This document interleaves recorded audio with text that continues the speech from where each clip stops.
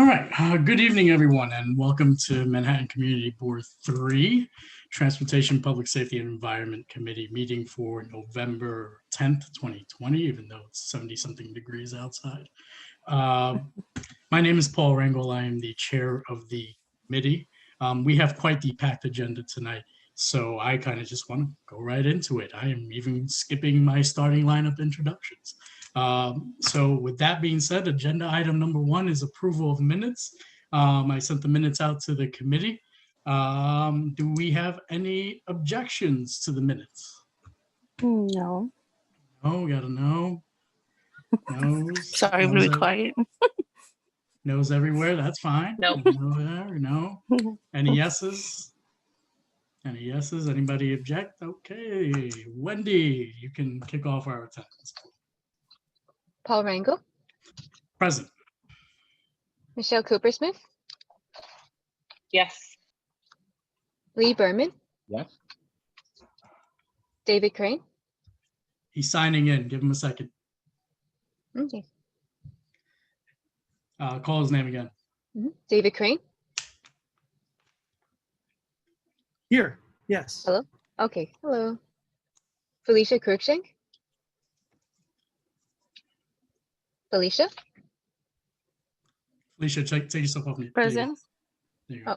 Thank you. Wendy, yes. Ellen Lowe. Yes. Tariq Ramos. Tariq. I don't see him. Okay. All right. Thank you very much. Thank you.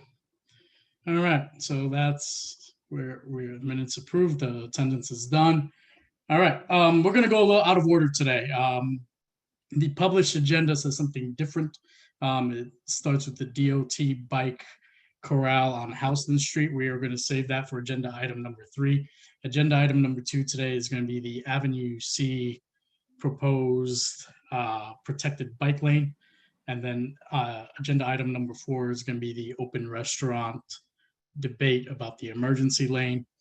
So we are going to start with the Avenue C protected bike lane. I believe there is I have been told that Councilwoman Rivera's office is here. Are they Wait, not Paul, here? before we do that, can we just remind everyone to sign in now that you're recording? And we'd like everyone to sign in by 6:45 if you want to speak, please.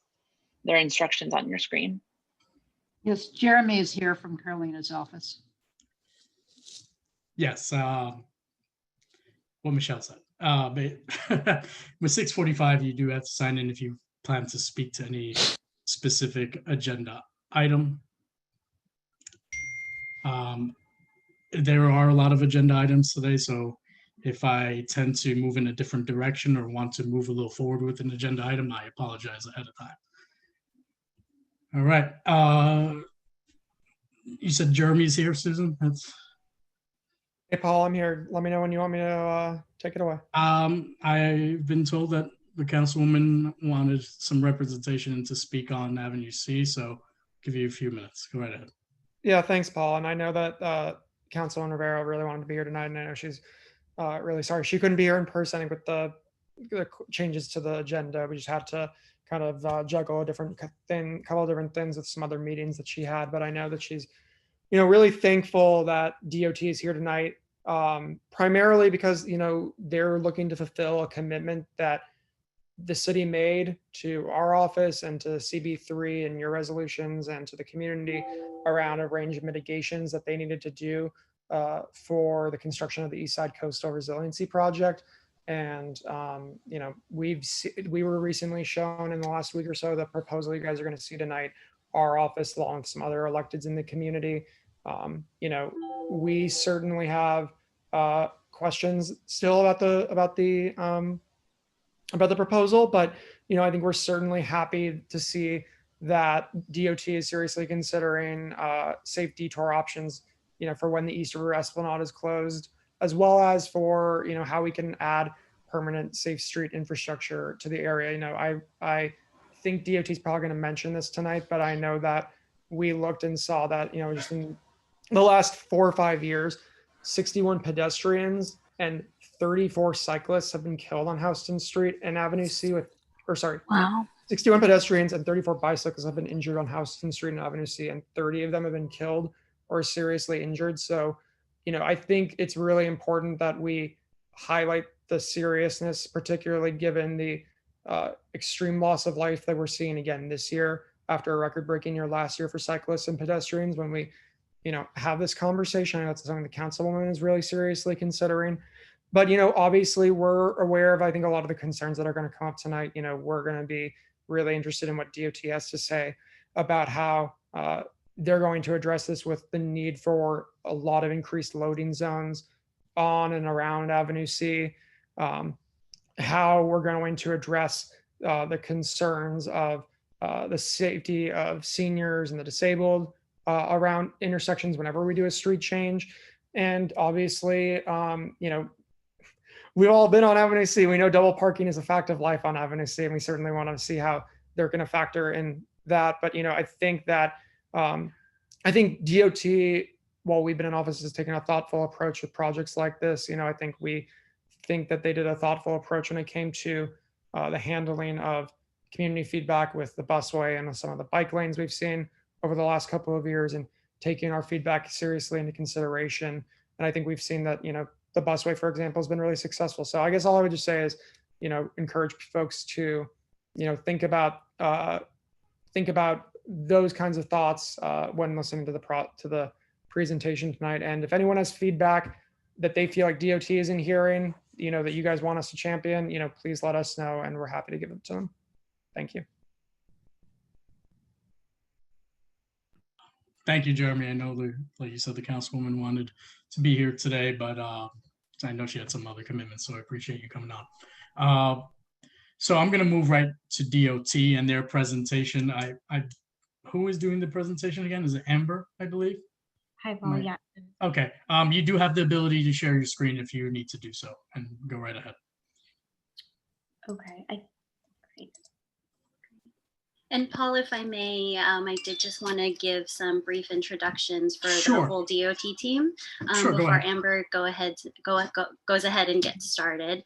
Jeremy, I wanted to thank you for those opening remarks, and I also wanted to thank the council member for her support, as well as the other elected offices that I see on, the assembly member, the senator, as well as our borough president, for really pushing the DOT team to further enhance the bicycle network around the East Village.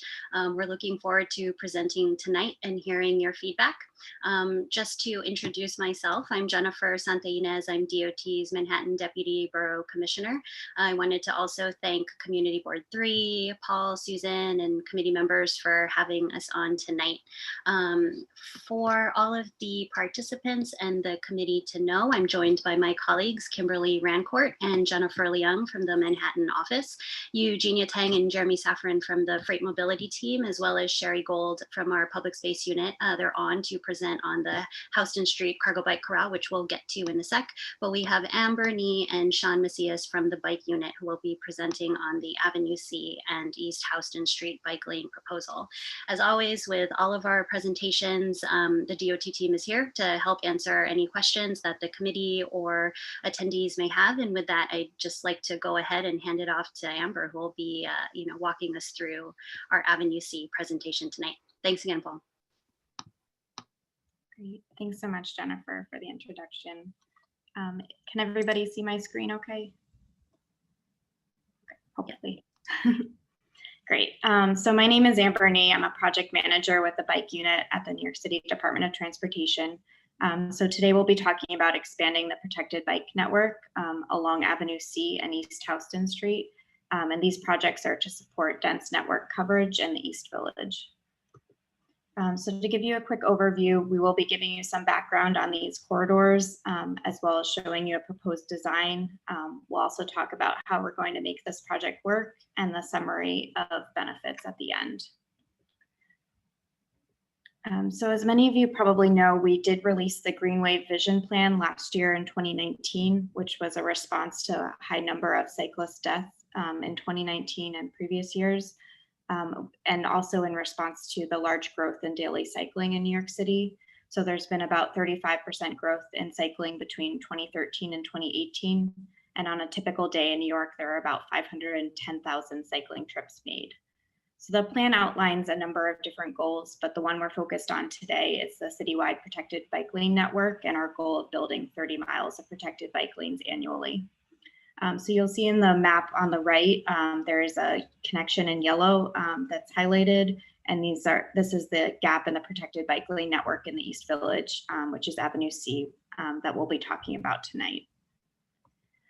So to give you a little background on the safety on these corridors, which was mentioned earlier by Jeremy, starting with Avenue C from East Houston Street to East 20th Street, we have had 2 cyclist and pedestrian fatalities in the last 5 years, as well as 11 people who were severely injured along the corridor. And there were 228 crashes total. Turning now to East Houston Street between the East River and 2nd Ave, there were 3 cyclist and pedestrian fatalities between 2013 and 2017, as well as 32 people who were severely injured, and 480 total injuries along the corridor in that same time period. So we found over the last decade that complete street redesigns improve safety for all street users. In particular, street designs that include protected bike lanes increase safety for everyone, including a 15% drop in crashes with injuries, as well as a 21% drop in pedestrian injuries on streets with protected bike lanes. And this is data from 2007 to 2017. During this same time period, we also saw that injuries to cyclists increased only 3%, despite a 61% bike volume increase over those 10 years. So as also was mentioned by Jeremy, during this spring, the East Side Coastal Resiliency Project will kick off. This is a Department of Design and Construction project that will close the East River Esplanade, which is a major cycling route on the east side, for a few years. So this project is designed to reduce low-level, high reoccurrence coastal flood risk, as well as protect critical facilities and low-lying neighborhoods. As part of this work, they will be improving neighborhood open space amenities, but as I mentioned, it will take until about 2025 for this project to be completed. So this is important because the East River Esplanade has a very large amount of cyclists. In 2019, there were average daily counts of 1,600 cyclists, as well as 2,100 weekend cyclists. So the ESCR project will divert these cyclists who are used to riding along a greenway and may vary in their comfort and experience levels to other streets. And currently, the closest existing protected bike lanes are on 1st and 2nd Avenues. And as many of you may know, if you ride in the area, these are already very heavily used routes, and they're about a mile from the greenway. I also just want to note that Avenue C is an important north-south bus route, and the local bus service is heavily used by local residents. So all of our new bike facilities will be designed to accommodate existing bus stops, and all the bus stop locations will be preserved with access to the curb. So now we'll turn to the proposed design. We are creating 2 new corridor connections, a north-south and east-west connection. So as I mentioned earlier, these are essential protected bike lane connections that fill gaps in the protected bike lane network in the East Village. Avenue C connects directly to the Greenway at East 20th Street, as well as our new protected bike lane that was installed a couple years ago on East 20th Street. And East Houston brings cyclists all the way from the river to 1st and 2nd Avenues, which are established bike lanes, as well as to the proposed route on Avenue C. So this is really important to extend the Greenway experience out into the neighborhood for cyclists who vary in their experience and comfort levels. And also, as was mentioned earlier, we have received a number of requests for this north-south protected bike lane detour in the East Village during the ESCR project. So this project is designed to improve safety for all street users, and will include traffic calming, dedicated space for cyclists with parking protected or buffered bike lanes. So looking now first at Avenue C from East Houston Street to East 4th Street, this is the narrow stretch of the corridor. There's currently 2 shared lanes and parking on either side. Our new design will install conventional curbside bike lanes, which help create dedicated space for cyclists to reduce conflict with vehicles and increase the predictability of where cyclists are going to be on the street. Looking now at, from East 4th Street to East 18th Street, the street does widen to about 46 feet, if not wider in some sections. As you can see above, there are conventional bike lanes currently. These bike lanes are frequently blocked by double parked cars, which forces cyclists to maneuver into the travel lane, which can be very unsafe. So in the new design, we've shifted the bike lanes to be curbside, and we're also shifting the center line to be able to accommodate parking. So you'll see on the left side, there's parking protected bike lanes. On the right side is a buffered bike lane, and we're keeping the travel lanes in either direction. So this helps create dedicated space for cyclists, and we're also able to accommodate parking and loading zones by shifting the center line on some of the wider blocks. This will also allow for us to add pedestrian islands, which will help shorten the crossing distance for pedestrians. So this is just looking at that same design in plan view. So you'll see on the bottom, on the west side, on the east side, there's a parking protected lane. We've then shifted the center line to accommodate that parking or loading zone. And then there's a buffered bike lane on the west side. So we also just wanted to show what this looks like at the bus stops. So in the proposed design on the bottom, you'll see that there's a 15-foot shared lane, which is a wider lane to accommodate both the bus and cyclists. This is the standard design that we've done on other streets as well, like Central Park West, which was installed these past 2 summers. And you'll see that there's a buffered bike lane on the left side. So this is looking at that same design and plan. There's the bus stop on the top right, and then we've been able to preserve parking on the left side by shifting the center line over. So now looking at East Houston Street, this is an important connection to the existing lanes on 1st and 2nd Avenue, and also this future lane that's proposed on Avenue C. You'll see that there are 2 travel lanes in either direction. Then there's buffered conventional bike lanes and parking lanes on either side. Again, the bike lane is frequently blocked by double parked cars, and there's also excess street width, which encourages speeding and reckless driving, which has been shown in the safety data that we showed you earlier. So again, this is an important connection for cyclists who may be used to riding on the greenway and need protected lanes. So in the proposed design, we're shifting the bike lanes to again be along the curb. We are able to preserve parking on both sides as well as the travel lanes. So this helps create dedicated space for cyclists. We're maintaining all travel and parking. Cyclists will be protected by either the parking or vertical delineators. And this also helps visually narrow the road, which is designed to discourage speeding. We'll also be adding other pedestrian enhancements like islands to help shorten the crossing distance. So now I'll just talk a little bit about how we'll make these projects work. We are going to maintain all driveway access, and this will be indicated with markings on the street.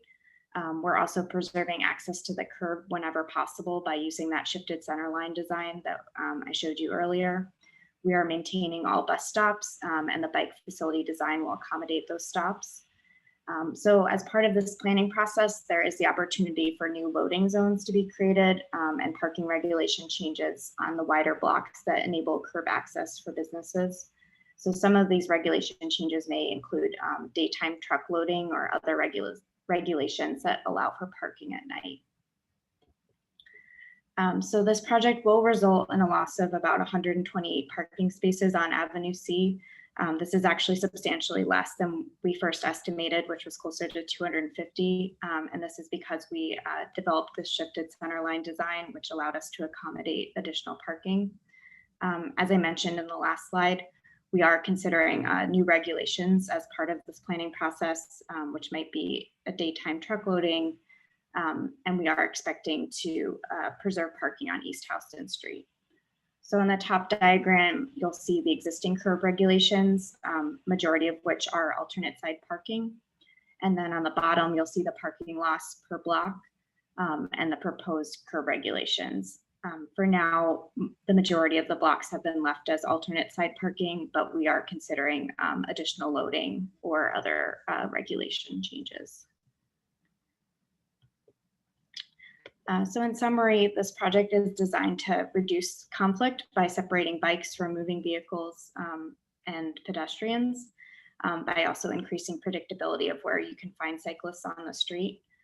We're also creating a new neighborhood amenity. So these are direct connections to the Greenway and also the existing bike lanes on 1st and 2nd Avenue, as well as the proposed lane on Avenue C.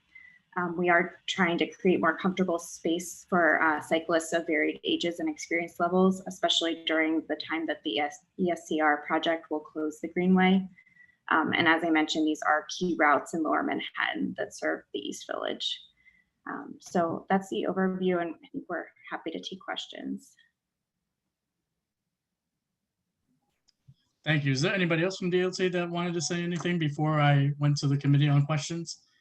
I will not be taking questions from the public at this time. I will ask DOT if there's anything that they wanted else to say right now. Nope. All right, committee members only. Any questions for the Department of Transportation? I'll take those hands first.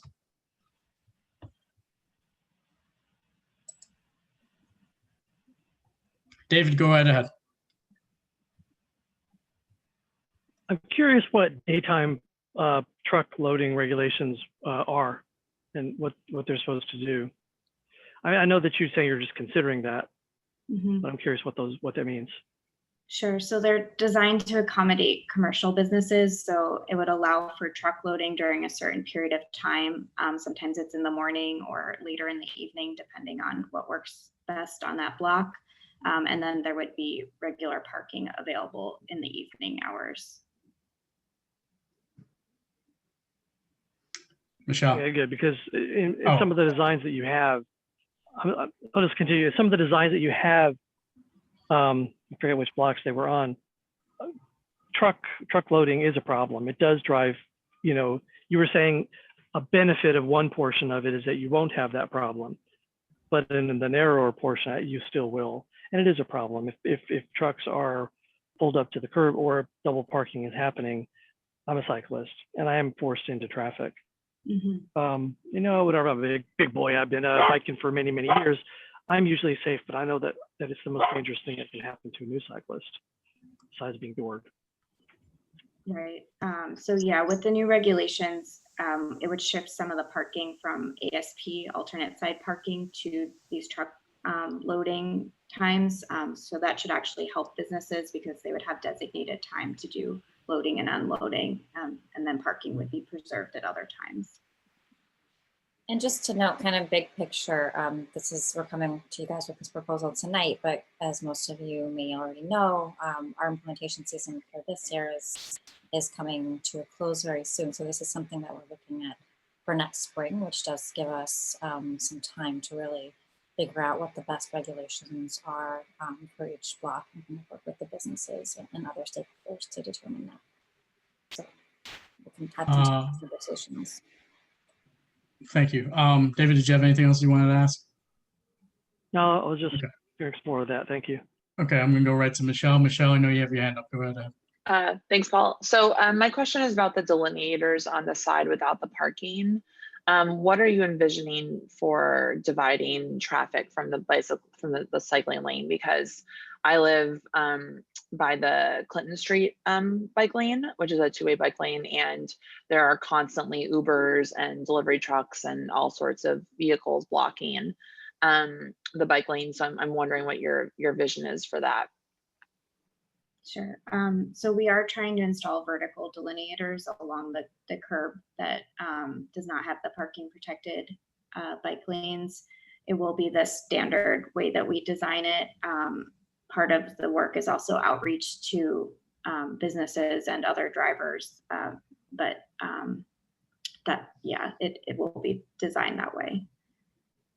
Do you find that you mean like the sort of the flexible delineators, the tall circular one? Do you find that those actually work typically? Yeah, I think they work better in some locations than others. It is unfortunately an enforcement issue, which is outside of DOT's scope of work. But that is what we're able to accommodate given the street width without removing all of the parking completely, which would be a big change for that. There's no way to put something less flexible in the places where there won't be bus stops, for example? So we can, this is Sean Macias, we can look into bolstering some of the locations, maybe where we see, you know, some of that poor behavior that you mentioned. But I think the trade-off is the further we refine that space and harden it, it gets harder for DSNY to maintain that space since we're working with such a tight cross section. So generally try to give DSNY 10 to 11 feet to sweep and plow. But since our cross section here is kind of right at that, that cusp, you know, we just have to be mindful about what we're installing where so that we still allow DSNY made access to the curb. Okay, that makes sense. Yeah, and I would just ask that you work with the enforcement agents, which I imagine are the NYPD, to protect that, because I mean, I see just such egregious behavior by drivers. So it's, I mean, I guess it's an education issue and also an enforcement one. So I would implore you to work on that. But thank you for the presentation. Just to add a little bit to that, we have also put in delineators at varying distances, so we can look at what seems most appropriate for this corridor. I'm going to go in a little bit different direction than what the committees have been asking about. How much input have you received from the community itself, the businesses, the families that live on Avenue C, on Avenue D, even to that extent, that have cars in the neighborhood? I believe it's 130 spots that are going to be gone, right? 100 less than we originally, 120 less than we originally estimated. Still 120 spots gone, right? And what input have you gotten from the families? I'm sure they didn't know about this meeting tonight. There's not a lot of people from that area of the neighborhood that are here tonight. So, and the businesses. So just to what kind of communication have you had with them? So just to go back to sort of our timeline here, a lot, you know, our process is typically that we come, you know, sometimes we'll do, if we have the opportunity, we can do business surveys in advance of community aware meetings to help inform our proposals. This has obviously been a challenging year for that kind of on the ground research, but this is, you know, us coming to you, and we do have several months to kind of continue the conversations, and we like to work with the board to kind of identify those stakeholders and make sure we're bringing them into the group. So this is the beginning of the conversation, and okay, we'd be pleased to continue the outreach, working with you. I'll take any more questions from the committee.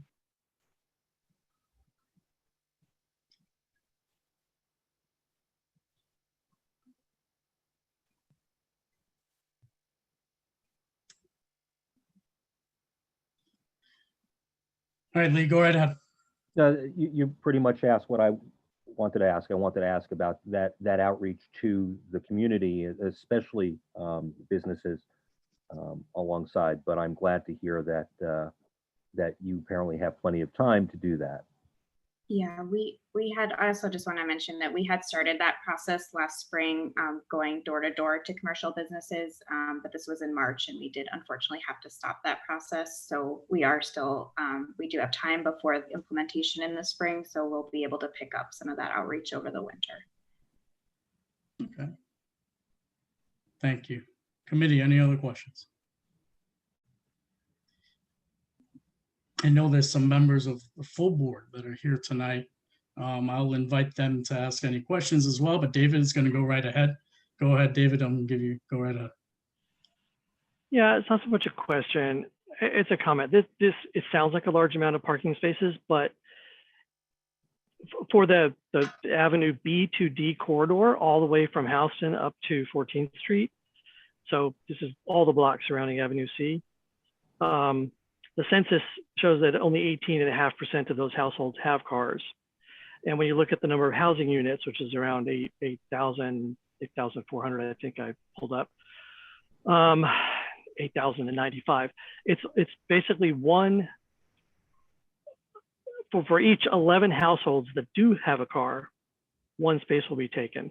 So it's not that huge of an inconvenience for the few people who do have cars. It will be much safer for pedestrians and cyclists to have this installation. So I'll take that trade.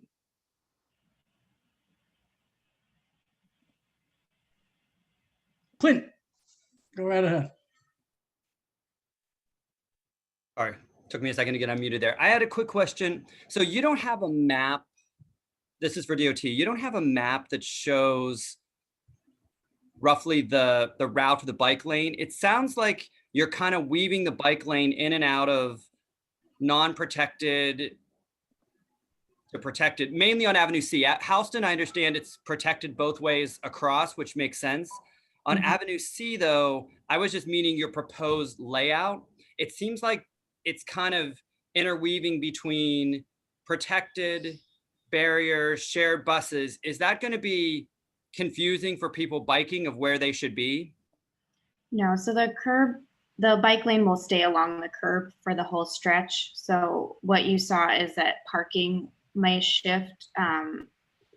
Sorry, let me go back to, so from Houston to East Forest, this is the narrow stretch, and the bikes will still be along the curb, and they'll stay along the curb.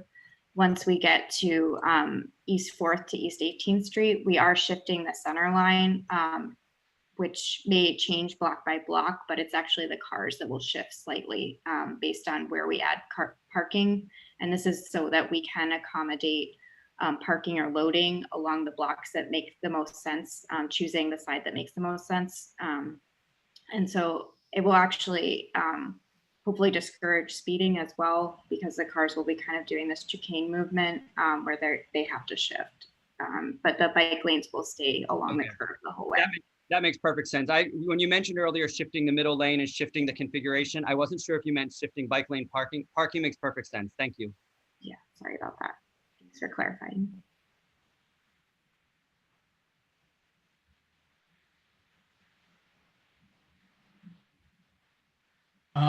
Committee members, any other questions, or any members of the full board that had a question? I know some people had a question from the full board tonight outside of Clint. Was there anybody else?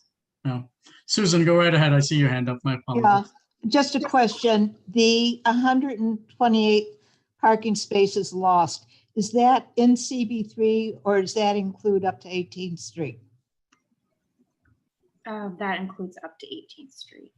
So, okay, so we actually don't know the number in CB3 that are lost. I'm sorry, I actually don't think there is any parking in these last two blocks, but this diagram, which we can share after, does show the parking block by block. This is obviously estimated at this point, but it should give you a general sense of how much parking loss is in CB3. I'm correct. We like to know the exact number. We like to stick it in the resolution, assuming there'll be one, so that, it is an issue, and it's nice if we can quantify it precisely. Right. So this is the beginning of the design process. And so before we create the engineering drawings, we do want to get feedback and also make sure we do outreach. But these are approximate numbers based on the design we currently have. So it shouldn't drastically change, but it may change a little bit block by block. We can give you the specific number in the current proposal for CB3, which you can see it's the majority of that 100 numbers. But yes, we always have to kind of reserve some room for adjustment as we work through final design, especially if we're doing additional outreach.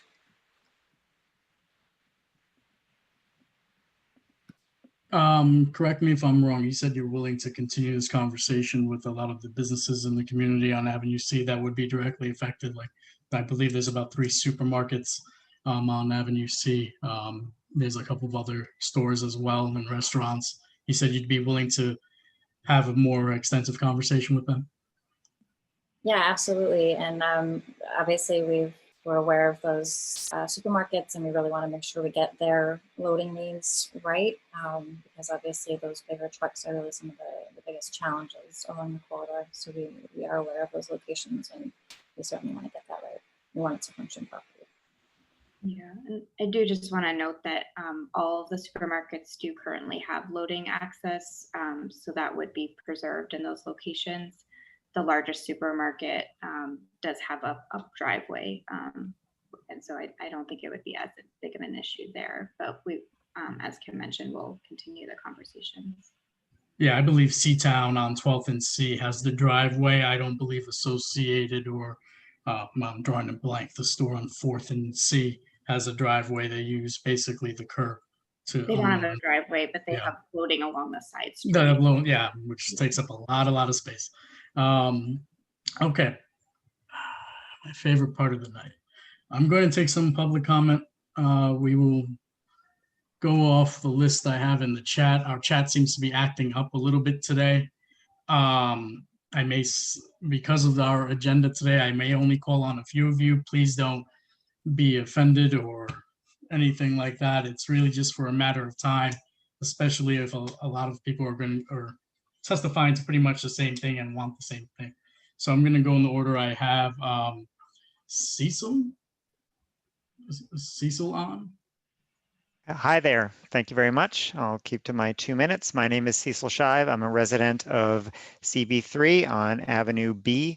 Thank you to everyone here for your efforts to make the city safer and cleaner for all of us, a big goal of the mayor, and of course, broad support across all of New York City. This is a major artery we're losing with the park. This is someplace I can take my kid and we can bike down on the Greenway. We are not going to be probably biking down on these lanes with just a plastic bollard, so it's not a replacement. To that issue of hardening lanes, flexible bollards are not a protected bike lane. Whenever I'm biking with my child in the car seat or on their own bike, the bike seat or on their own bike, I am one distracted driver swerve away from a dead kid with a plastic bollard. It's better than nothing, but it is not a protected bike lane. Concrete is a protected bike lane. Being on the other side of the parked cars, that's better. For whatever reason, 1st and 2nd Avenue work in general as a bike lane. 12th and 13th Street are unusable as bike lanes. There are multiple cars parked in the bike lane every block all the time. So whatever, DOT did on 1st and 2nd Avenue, do again, and whatever you did on 12th and 13th, don't do. I disagree that it's an enforcement issue to keep lanes free. It's a design issue. The issue, your street sweeper is too wide, buy a narrower street sweeper. They use them in other issues. Various council members have talked about coming up with the money to buy those street sweepers. Let's fix this with a technical thing instead of having cops around giving tickets. And finally, I bike past Avenue C and D almost every day and go to the Greenway, and there are lots of people in that community that I see coming in and out of housing on those blocks with their bikes and using the East River Path. And I think that they deserve that safety of the bike lane too, even if they didn't sign on to the board meeting tonight. Thank you very much for the chance to speak, and I appreciate all of your efforts. Thank you. Who's next on my list? Michelle's a co-host, so I know our list got a little tangled up. If I'm correct, Michelle, you can stop me or jump in at any time. I have John Blasco second. Do you have him at second too? Yeah, I had Cecil, then John, then Lauren and Eric. All right, we'll just stick with your list. How about that? We'll just go with your list. All right. John Blasco, go ahead. Hi, everyone. Good to see you. I'm John Blasco. I'm a district leader in the neighborhood. I'm a Nitro resident. I live in Jacob Reese houses on East 12th Street and Avenue D. Let me just say that I am very excited about a protected bike lane on Avenue C. I'm also a cyclist. I take Avenue C, I take the East River Park, I take Houston, I take 12th Street, I take 13th Street. The last speaker who spoke 100% agree. There are cars on 12th and 13th Street all the time, and there's nothing there that actually protects the cyclists who are trying to use that. I remember when the 12th and 13th Street bike lanes came about in regards to the L train reconstruction project. And, you know, at first there was like anxiety from some folks about parking being lost, and then the bike lanes came, and then that anxiety, I didn't hear that much about it anymore. And I think actually it brings improvement to the neighborhood. As a NYCHA resident myself, who is, you know, having lack of public space, access to open space, I think something like this is crucial. And when I saw your plan on like just having bike lanes on the side of like near the curb, I have to like admit I got chills, because I was like, oh my God, like I can ride my bike and feel safe as well and not have to worry about a car or a truck or whatever it is. So I'm like really excited about this plan. I'm also excited about the 4 months that you can do outreach. I'm committed to helping you doing outreach as a district leader. I know that the community board is committed to helping you do outreach as well. I think we need everyone, all the stakeholders, to help DOT do the outreach and not just rely on DOT to do the outreach. So that's all I will say. Thank you so much. Thank you. I guess I'm going in some order. I do want to limit comment tonight so we can get through the agenda. Lauren and Eric. There you go. Go ahead. Hi there. I'm Eric. I'm Lauren. So we're residents of CB3 as well. We live on 7th Street, just off of AFC. We are also among the, I think someone said about 80% of the community that lives in the neighborhood without a car. We rely on bikes to get around, and we're really excited to see improvements. We'll take everything that we can get on AFC for sure, as well as Houston. But I would definitely echo a lot of the comments that have come before us, that the flex posts and bollards really don't produce a truly protected bike lane in the way we'd like to see. I ride on 12th and 13th Street pretty much every day. Just was on there an hour before. Really, the only block on that works is where the buffer zone is wide enough for people to park in. And there's a block, I think, around 5th Avenue and University Place where it effectively becomes a parking protected bike lane, even though it's unsanctioned. And that's about the only place where it does work, where you don't have delivery vehicles or other cars or other things just parked in the middle of the lane. So it definitely expressed a little concern about the couple blocks on the south end of AVC there, where there won't be any parking to protect it all. It's great to have 6-foot wide bike lanes, but if cars are going to be parked in them all the time, which I feel like is highly likely, that's a bit of a loss. But again, we're here to support whatever improvements we can get, and definitely would encourage DOT to look at all options for more hardened protection, as well as narrower street sweeping vehicles. It always feels like the DSNY tail wagging the dog when that particular topic comes up. And then one very specific point I would say is that we frequently see problems at the T intersection of Suffolk and Houston, where there's a bulb out on the north side of Houston Street, of cars and delivery trucks parking in that particular space. And since there won't be space to put parking right at that area, if there's not like a very specific sort of protection effort made there, that will simply end up as temporary like loading zone parking space, and it will push bikes out into main traffic on Houston, kind of rendering the whole thing moot. So we'll just flag that very specific area. All right, thank you. Sorry the clock wasn't going, but I was timing it. Thank you for your comment. I'm going to go to the next person. Appreciate your comments. Who's the next? I've got Andrew Gilbert. Gilbert. I got him too. Go ahead. Hi, Andrew Gilbert, CB3 resident.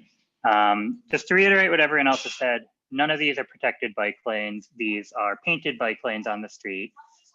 Every single treatment that you've proposed has been a failure in a dozen other locations in the city. Look at Grand Street in Brooklyn. Look at 12th and 13th Streets, also in the East Village. Every single one of these lanes is filled every day, all day long, with parked cars parked with impunity. It's not an enforcement issue. Cars park in the bike lanes where they can in the Netherlands as well. I've been there. I've gone to bike lanes that are unprotected. People park there in the Netherlands too. It's not a culture thing. You need to put concrete down, coordinate with DDC, get concrete, install actual protected bike lanes, or don't call them protected bike lanes. Number two, intersections. None of the intersections are protected. That's where the vast majority of crashes go. You need concrete there to make cars slow down. Three, the buses should not be in conflict with the bikes. On 20th Street, you have floating bus islands where the bikes keep going. Pedestrians cross the bike lane into a floating island where parking is, and they wait for the bus there. That's the standard practice in most places like Copenhagen and most cities in the Netherlands. It works great. It blocks cars behind the buses, which is good because cars should be inconvenienced by the bus. That's a select bus service that runs on Avenue C, so it should always have priority over cars, and cars should never be getting in the way of the bus. And slowing down the cars and reducing car flow will make the street a friendlier place for pedestrians and bikes. For Houston Street, you're widening the car lanes in this proposal by ½ a foot. And you also said that wider lanes encourage speeding. Why not narrow the lanes to 10 feet and make 7-foot wide bike lanes, which is closer to an ideal width? The bike lanes on 1st and 2nd Aves that are 6 feet are already too crowded because they're not wide enough. We should have wider lanes. And then the other comment, just in general, the connections at the ends of these, Pitt Street should ideally be contraflow to allow for more easy access to that area. And just in general, you know, the intersections again. All right, thank you, Andy. Thank you. Thank you for the time and thank you for the proposal. Does anybody have any specific comment about this proposal from the public? I know a lot of people are saying kind of the same thing. They support it. Is there anybody on the Zoom call right now who's against this, the Avenue C proposal? I think I saw somebody named Josh said he was against this proposal. He messaged me in the chat prior to. You can ask your question if you can, That might have Josh. been me, Blake. Oh, no, this is Josh. Go ahead, Josh. Yes, well, I live off of Avenue C, and right now you have all the restaurants building out, and the pandemic will be around for a while, so I can't see this coming into fruition. That is the bike lane with the build outs from the restaurants. Plus, Avenue C is really busy with traffic and it narrows. And if you go along Avenue D, it is much better. It's wider. You can get a two-way bike lane on the east side that doesn't cut any trans intersections. It's a smoother ride, and you could put concrete up. So I don't understand why we're not considering Avenue D as an alternative. Moving all the way up to the Con Ed plant, and then over on 13th Street, you have a two-way, because that's a very utilized, it's underutilized on 13th Street, and that would be a perfect two-way bikeway. So that's my suggestion. Thank you. Anybody else on that line? David's raising his hand, Paul. Yeah, I see. I want to come back to the committee in a second. David, go ahead, jump the line. Well, I don't need to jump the line. I was just saying I want to speak at some point, but Okay. I'd like to follow up on what Josh said. Actually, I'd like to explore that a bit. When would be the date by which this Avenue C installation might actually go in? Because if it does conflict with the what do you call them? The street side restaurants, curbside restaurant lanes. Those do present conflicts for bikes, especially since they, you know, what's the time frame? Cut me short. Yeah, if you want us to jump in on that, Yeah, thank go you ahead. for bringing up that issue. It is obviously a really critical issue, and I think this is that program is evolving and in flux, and we're still working through a lot of the new requirements and opportunities. And so that's certainly something that we've been taking a look at what's existing on the corridor, but figuring out exactly how that's gonna to work out is another one of our challenges over the next few months. And we intend to have more conversations about that as well as the policy around open restaurants gets a little clearer for the longer term. So if you're still in design, or this is conceptual phase, so it's quite early, are we talking 6 months out or maybe longer? Well, you know, Or it we'd could be like as well. to get it in probably early in the season so that it's available as an alternative, as a detour for the ESCR during the ESCR construction. But as you probably know, we can't start markings really until the end of April or the beginning of May typically. So that would be the earliest that it would start going in. All right, so unless vaccines roll out lickety split, I do think that we're going to be, there's going to be the street side restaurant as well.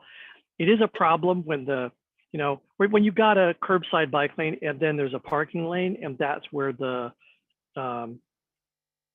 shelter goes for the restaurant patrons. You got constant traffic across the sidewalk, between the sidewalk and the seating.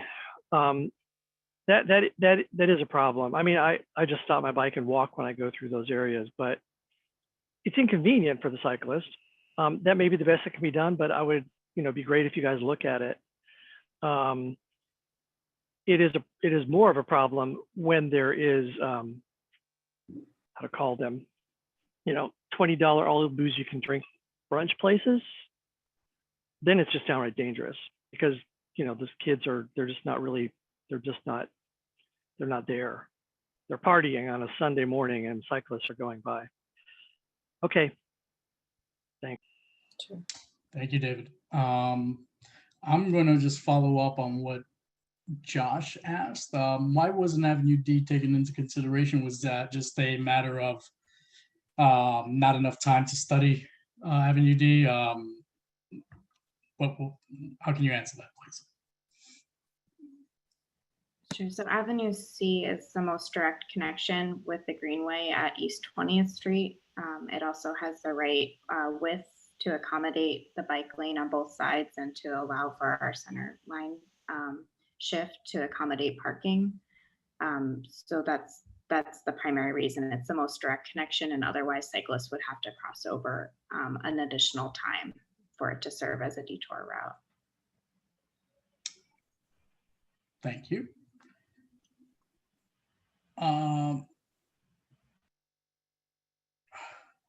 I'm presuming a lot of people on this call tonight are in support of this proposal of the protected bike lanes on Avenue C. I'm going to, like I said, I don't want to disrespect or offend the public, but I think a lot of everybody's going to say the same thing. And we do have a packed agenda tonight. So I'm going to go back to the committee for one last round of questions before we need to make any motions for potential resolution. I see Lee, and then I see Michelle. Go ahead, Lee.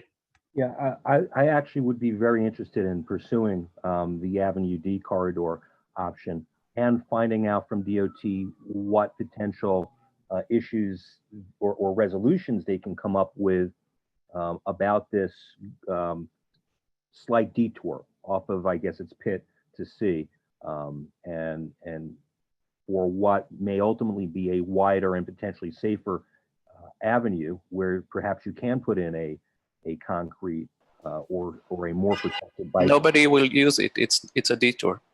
I'm sorry. And so I'd really like to hear from the DOT about that option and whether or not that could be investigated as part of this.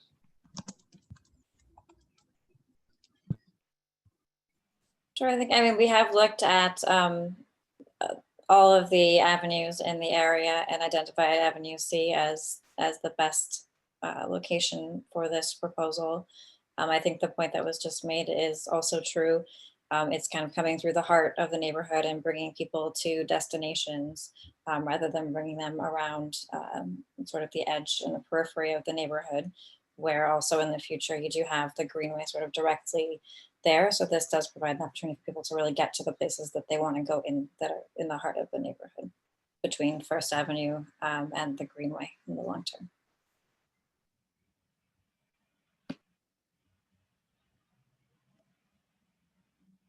Thank you. I neglected one person who I know was against the proposal. Wendy, my apologies for not going too soon. Go right ahead. You have 2 minutes.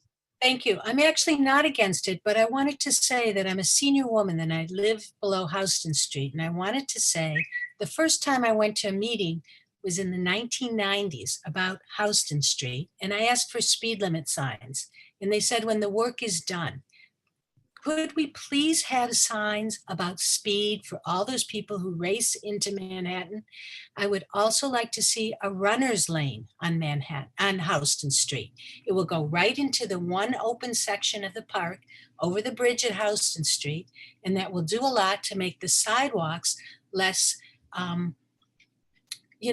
of a race course for people. And I walk there 3 or 4 times a day, and there's always runners on the sidewalk. And the sidewalks always have scaffolding, et cetera, which is going to continue. We're losing 1,000 trees in East River Park. And we now know COVID is made worse by dirty air. Can we please speed up the planting of trees in this neighborhood? And that should be part of this design. As I live below Houston Street, I wonder, what is the plan for below Houston Street? We have Esker starting now, but very soon the next section that starts below Montgomery Street that goes to the seaport will leave little of the Greenway open. So we have to start thinking below Houston as well. So you've dealt with half the Greenway, but not the south half. I want to say Avenue B should become an open street 24/7 for walkers, families, people with wheelchairs, etc., especially for NYCHA residents where green space is closed off during the years of FEMA repair. And now with East River Park closing, 60% of it, Avenue B is a public health essential. So that's really what I wanted to say. I am in favor of all of this. Thank you. Thank you, Wendy. I appreciate it. Lee, go right ahead. Yeah, I was just going to make a motion to adopt and review the proposed resolution at this point. All right, give me a second. I may go back to the public 1 second. I may ask you to do that again with specific language. So hold off a second, Lee. I know there's been some comments made that, the chat room is not made for other comments. It's really basically for our attendance purposes. I know a lot of people have different points in support of this proposal. Either way, it's still supporting the proposal. And that's why it's a majority of the people on here tonight. So that's why if somebody thinks I'm going one way or another, I just want to hear both sides. And I know most people are here to support this proposal. Committee, I don't know if, Michelle, did I miss anybody? Should I take anybody else? I mean, if there's anyone that I would only want to hear if someone has a specific suggestion rather than a general support or against. That's the only thing I'm interested in, because that's, I think, the point of this.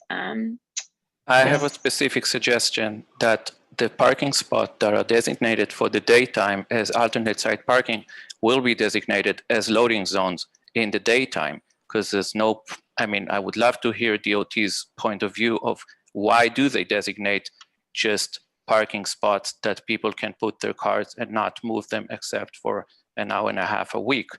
The bike lanes, and not just the bike lane, it's very well documented that the bus lane right now is blocked by the trucks that are loading. If we will not designate loading zones, it's not just delivery trucks, it's utility trucks, it's emergency trucks, it's even for hire vehicles, they need places to drop off and pick up. Access to ride vehicles, they need places to drop off and pick up. If there's just a very tiny amount of space which is designated as free car storage, then there's no room for actual vehicles that serve many more people to operate. Thank you. Thank you. Lawrence or Daniel, do you have anything specific suggestion wise? No, yes. I'll start with Lawrence. Lawrence, do you have anything specific suggestion wise? Yes, I'm in Stuyvesant Town, so this will be very useful for me to get down to Houston Street. But what we didn't hear about is the connectivity north of 20th Street, because the Greenway continues at Waterside Plaza, and there's the first phase of the first part of the phase 2 construction by Asser Levy and the north part of Stuyvesant Cove Park is what is being interrupted. And can DOT explain how those people who want to continue north from the East Village are intended to travel, or has that not been worked out yet?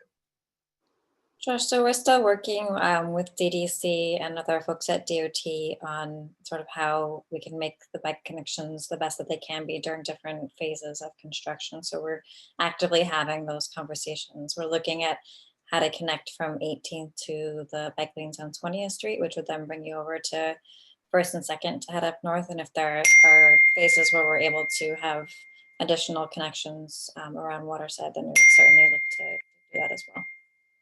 But it's certainly a complicated and complex construction project. Thank you. Thank you.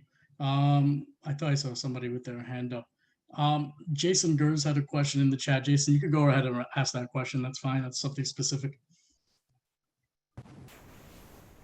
Hi there. Do you hear me? Yes. All right. So 2 questions here. One, was any consideration given to bus islands here like we have on 20th Street? And second, is there any kind of treatment such as a flexible bollard that could go at the intersections that a street sweeper could go over but would deter, you know, ordinary folks from parking their cars in the bike lane? Thanks. So this design is very different than the two-way on East 20th Street. So we don't have the space to accommodate a bus boarding island in this design or on the street. We can look into flexible delineators approaching the intersections. As Sean mentioned earlier, it's a maintenance issue. So we are trying to work with the Department of Sanitation to purchase smaller maintenance equipment, but right now that is impacting what we're able to design because we have to accommodate their vehicles that do the maintenance in the bus, in the bike lanes and on the street.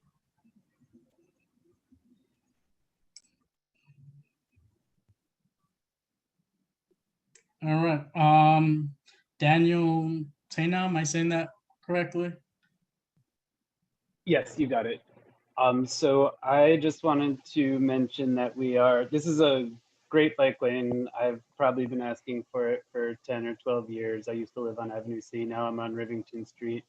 But I believe that the community board is missing a big opportunity right now with the loss potential of at least 5 years, if not longer, of the Greenway to ask for something even better than this bike lane. More like, at a minimum, it should be extended down to include Montgomery and Pitt Street so that it actually connects to what will be left of the Greenway, as well as what the resident from Stuyvesant Town said, that it should connect up to above 23rd Street. And then, so I was looking for like changing roads to one direction, changing the avenues and like getting two-way bike lanes on both B and C. I mean, that's the bigger ask. And then finally, just for specifics about this, what is the safety that DOT sees for vehicles turning off Avenue C they won't see the bikes as well? And then I have another question that came up in the map. which was, are we losing the bidirectional bikeway on Clinton Street between Grand and Delancey Street? Thanks.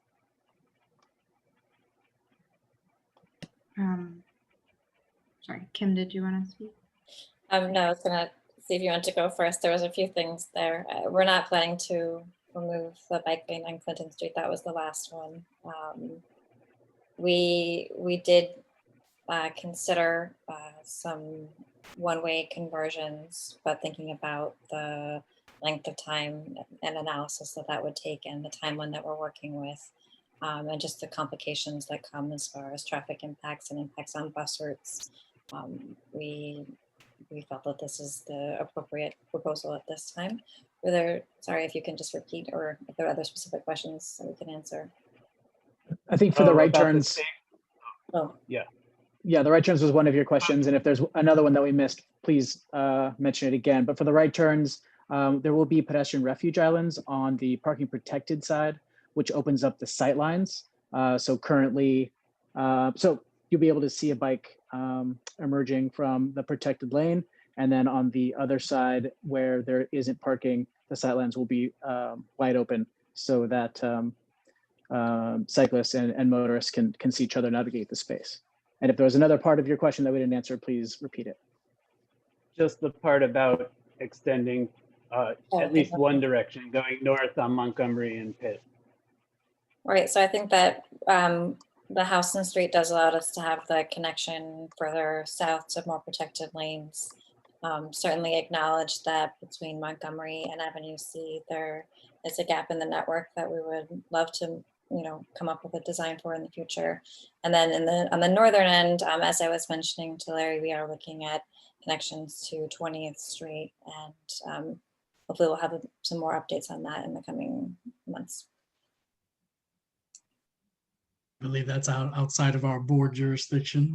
Bring Going it up to to Stuytown, as much as I love Stuytown, I believe that is outside of our purview.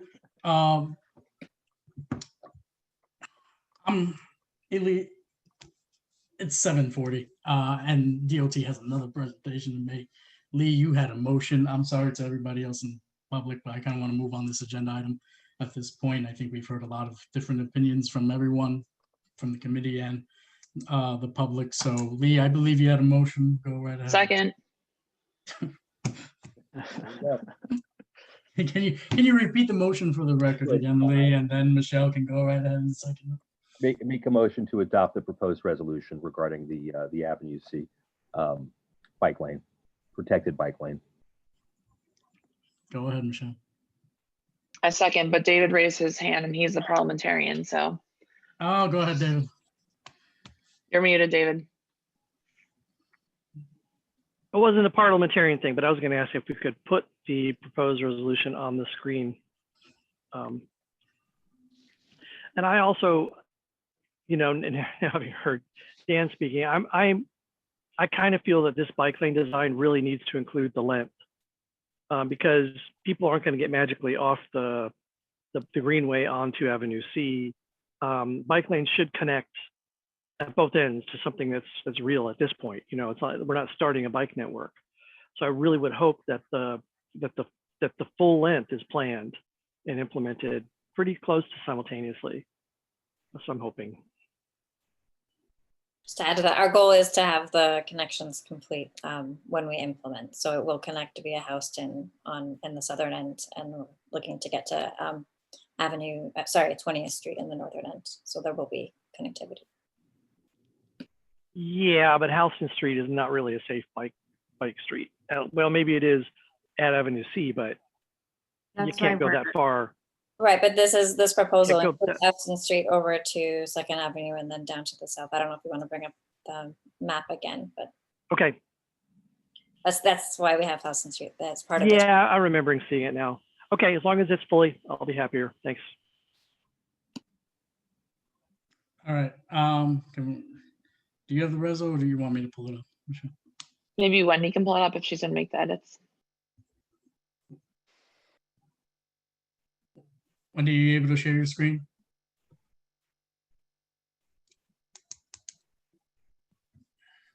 Checking now, I don't see the option. Don't see the option.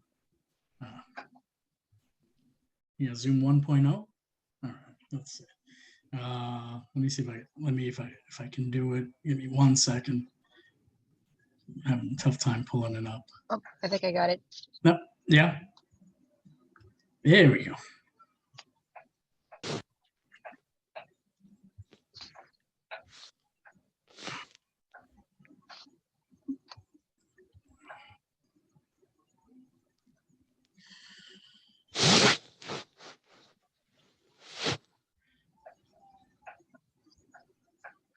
All right, committee. I did send this out a little while before committee. We do need to fill in some of the blanks. We can read over this. I think we can start editing it and then make our way around. At this point, I am not taking any more comments from the public as we go through the resolution. This would just be the committee for right now as we move on in this agenda item, as the motion has already been adopted for us to take a look at. Okay. Let's start chopping this up. What do we like, what we don't like? What are we supporting? What are we not supporting?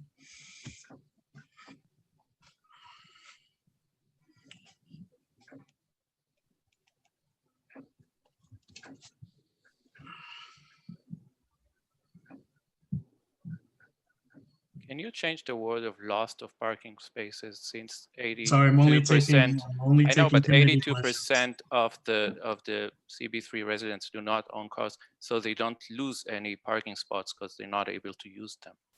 Great. I will take edits from the committee. Thank you.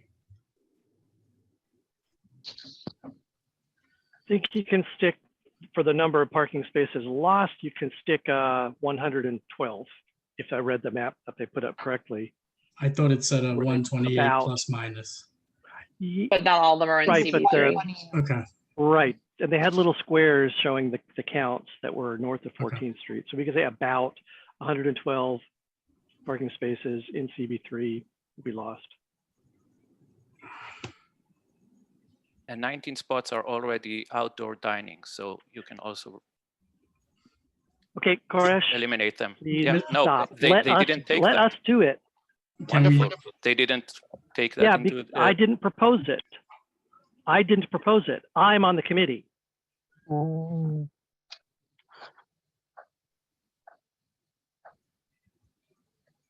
right.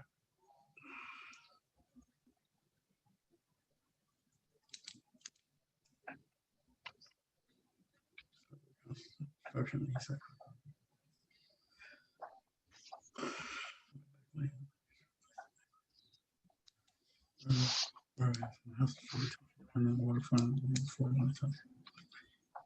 the prior, the other 30 cyclists and use those students as well as cyclists for each ground ranges.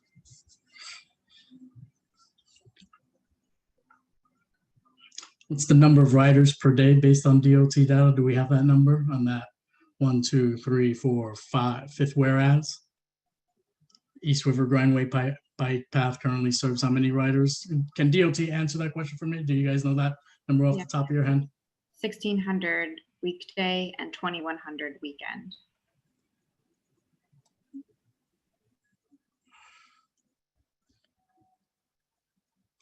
Thank you. Appreciate that. We won't get rid of that question mark on right before the loading zones will need to be created to accommodate the needs of local businesses, but the needs of businesses have not yet been surveyed. Description of proposed lanes. All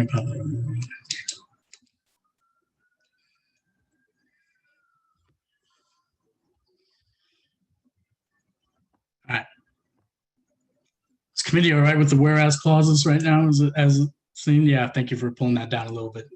Why does that that data specific paragraph need to be in quotations?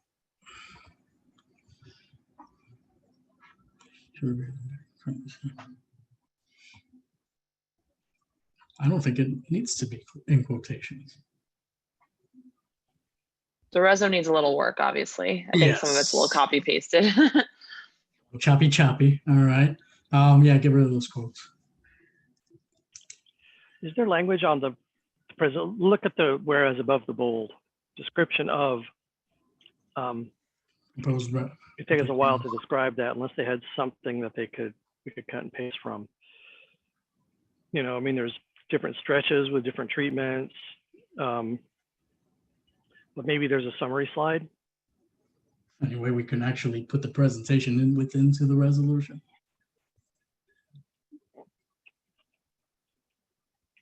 Whereas description.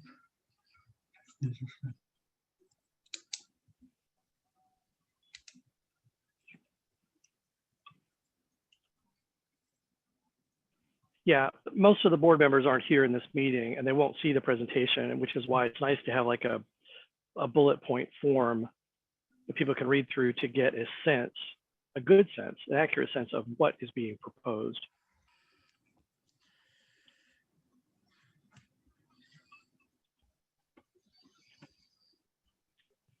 If I could get a copy of the presentation, I could probably just put in a picture of it.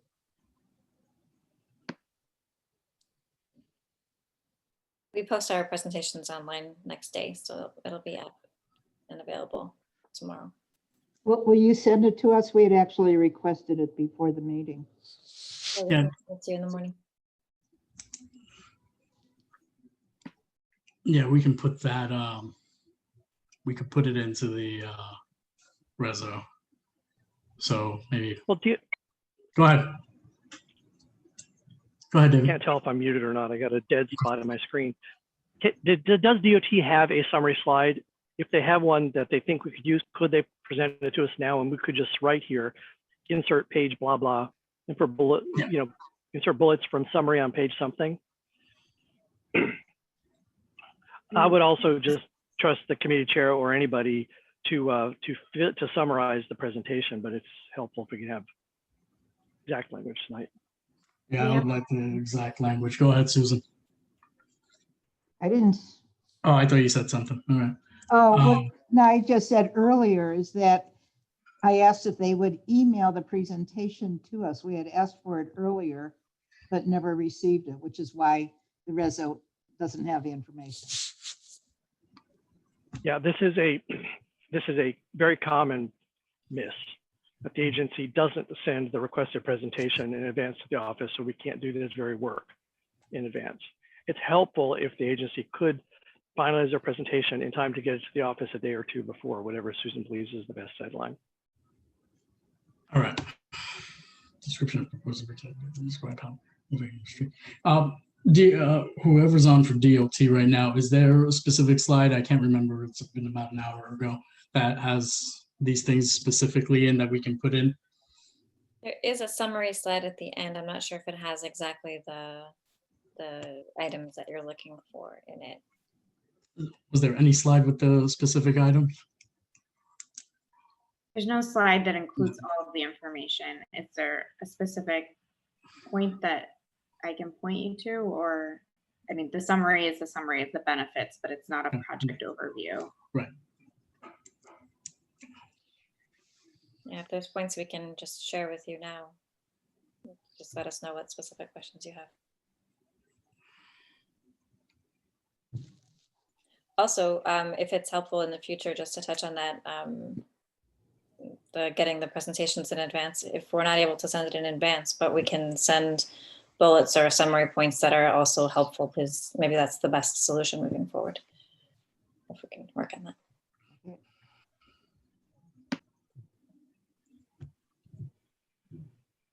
So would you like the office to put in the bullet points of the summary before the exec committee meeting? Yeah. And I That would way like DOT to confirm, they still haven't confirmed that they will send it tomorrow. Yes, we will. Confirmed. Thank you. Thank you. Yeah, we can, when do we have exec on the 19th? So about a week from now. So yeah, I'm okay with that. Is the committee okay with that?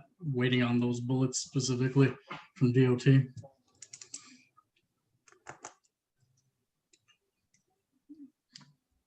So can we just put a little mark there saying waiting for DOT presentation to put in, and then we'll clean it up at the executive committee on the 19th. So Paul or Susan, either one. This is the conceptual design.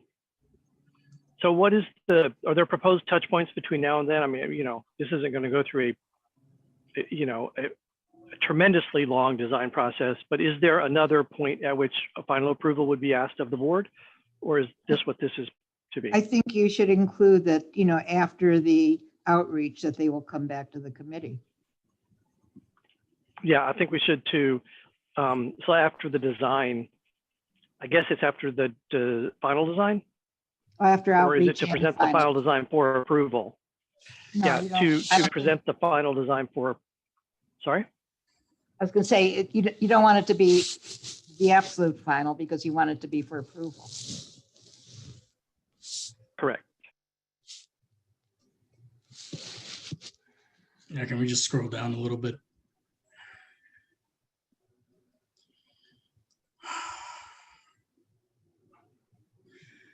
Yeah, right there. Right there. Sorry. Got all the notes. What do you want to do about the enforcement? Number of people have noted that much of this often doesn't work because of lack of enforcement, and that's absolutely true.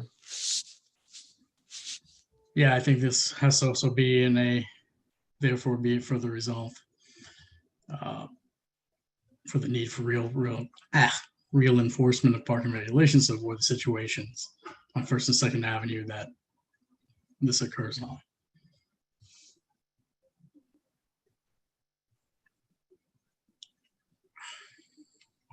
Well, I mean, what could we say? I mean, it is true that self-enforcing designs are what is needed, but it's very challenging to do when the street is narrow, like below 4th Street.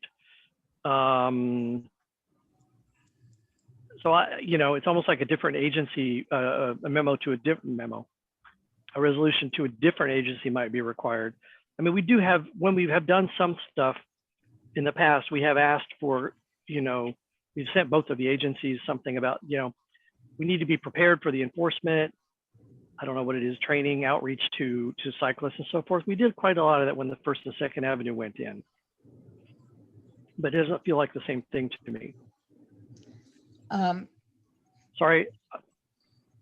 The plan for this can include, it could include enforcement by DOT because they have started doing some enforcement, or it could include a plan of enforcement with another agency, but it could be part of this plan.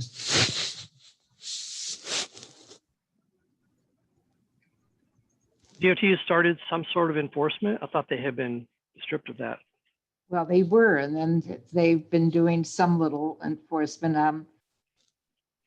They can speak to it better than I can, but yeah, in the last few years, they've started doing some again, but very little.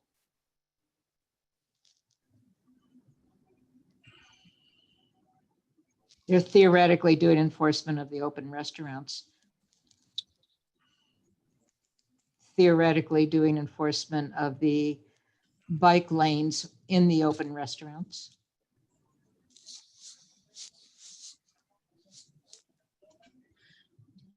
I did just want to mention our timeline again.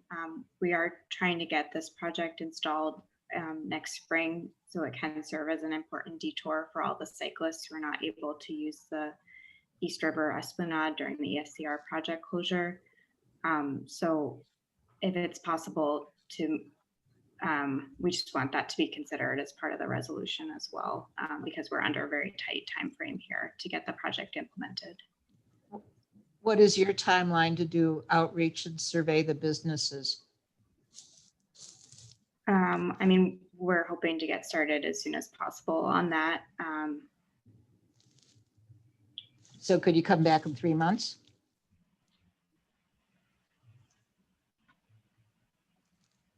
I mean, we can work around the deadline that's necessary, but I think we do want to be able to move forward with the design after we speak with the businesses. But yeah, we can come back in 3 months. I'll go one step better. Could you come back in 2? You come back in January.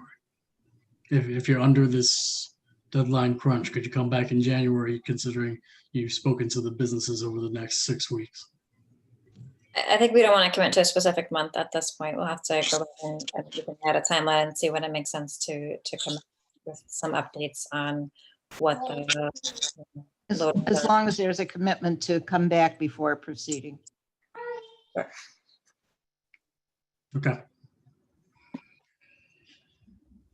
Sorry, guys, I'm kind of coming in late here. I've had childcare issues, but what I would like to say is that we'd like to come and give you guys an update of where we are. It makes it very difficult for like a full new approval process and a full new presentation. Perhaps we could share what the design actually is and kind of, I don't know, it's hard for us to backtrack given that timeline. What Amber was talking about is that we are on a tight deadline here. And if we want to do it back and forth, just from my experience, gets us, you know, well into the summer sometimes, and that's not favorable for this project. I just want to bring that up. It's up to you guys to how you want to negotiate this, but I do feel like there is a little bit of a problem as far as if we're going to come back and go for a full approval again. I could see that being problematic as far as installing, but I totally understand your guys' request to ask. Sorry, I'm the head of the bike program, despite my funny picture on this. Thank you, Ted. Head of the boat program. Guys, I would appreciate an update on what the final design does look like. Let me just I tell you kind of right think now, that's necessary. I'm totally up to giving an update. I just am worried about getting too far ahead of ourselves without, like, what I don't want to see is if we work in good faith, we work forward with what you guys have seen today, and then we have to pull back. That could be problematic. But let's look at it as an update. I think that's good language, actually. I think that's. Is that foreclosing? Right? Do you think that's foreclosing a resolution happening at that update? I mean, let me just say you're talking about CB3. I don't think that we're going to, you know, backtrack on whatever we say tonight. I mean, largely we're going to support this, and I think that we're going to support the final version as well. However, if something happened and we did not, I also think that DOT would go ahead with it.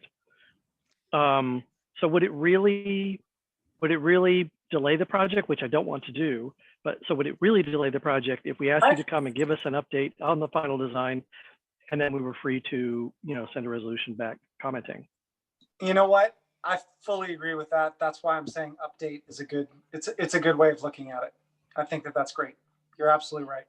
And of course we would want to update you guys. We're not going to try to like slam this down your throats and like, I don't want to make another back and forth in, you know, 2 months is very aggressive. 3 months is probably doable. 4 months is what happens oftentimes. So then that's just what I'm worried about. So as long as we can talk about that as far as an update, we'll go in for consideration again. I don't know how you guys phrase that. I'm overstepping my bounds on how you guys want to pass the resolution, but I think you understand my point. It's refreshing. Thank you. David, I have a lot of the same concerns you have. I just think whatever we say or do tonight, I think this project is still going to go through. But I do think we do need an update at some point. So let's clean up this. Let's finish this resolution off.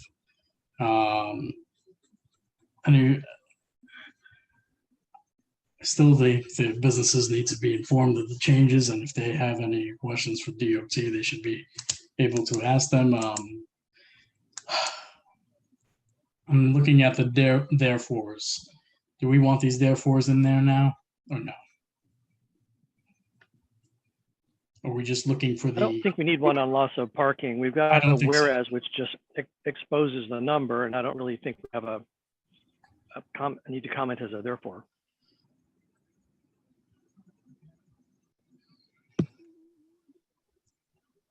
just scroll up a little bit, Wendy?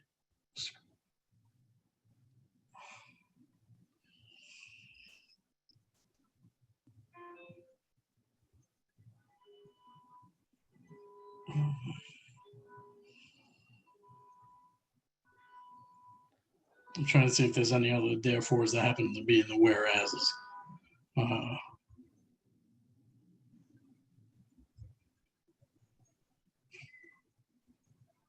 The area below 4th Street is the narrowest part, and it's got the, everyone knows that's the least safe installation. If we want to put a therefore to comment on that, encourage them to put in the safest separation of the bike lane, with whatever treatment or even signage that they can, they should. I mean, I realize it's very limited, and that perhaps little can be done, but I would like us to say, be it also resolved that well, if we're going to put a list of things, we should have a list of bullet points of things that we want them to consider. One of them ought to be that we want DOT should design the safest possible installation for the narrow roadbed between Houston Street and 4th Street. The safest possible installation of a separated bike lane as possible on the narrow width of Avenue C between Houston and East 4th Street. Would that be in the therefore it be resolved, or would it be in a whereas? Therefore, be it further. Well, if we're asking them to specifically look at it or focus on it, it would be down there. All the whereases are just to orient your fellow board members mainly to what we're talking about. Also, it's to set, it's try to put someone in the frame of mind to accept our therefores. That's another purpose for the whereases. But they are just paragraphs that are describing facts and the therefores are what we're asking them to do.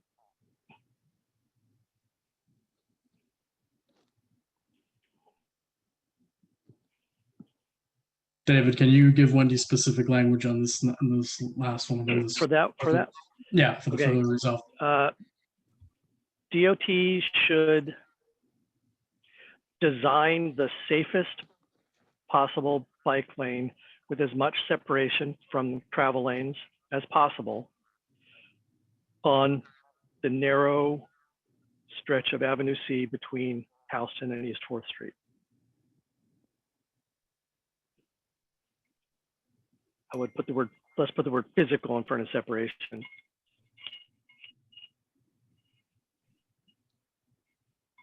Could you repeat that last bit? Where are we up to? It's really small for my old eyes. Yeah. Separation from the travel lanes, as much separation from the travel lanes on the narrow stretch of Avenue C between Houston Street and East 4th Street.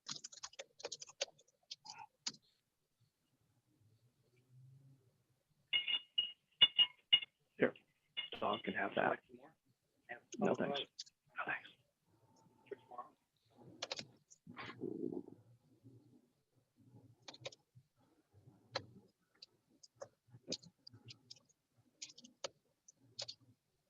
Between 3rd and 4th, right?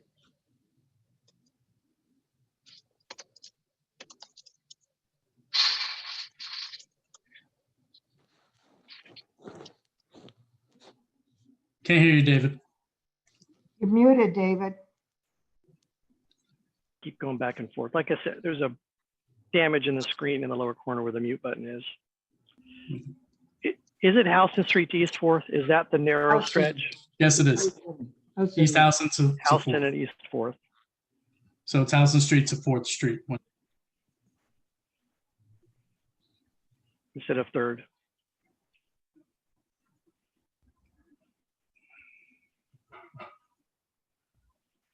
just replace Third by Houston. Stretch of Avenue C between Houston and 4th Street. It's too small for me to read, guys. It's, Yeah. and I've got my reading glasses on. So narrow stretch of Avenue C between Houston and 4th Street.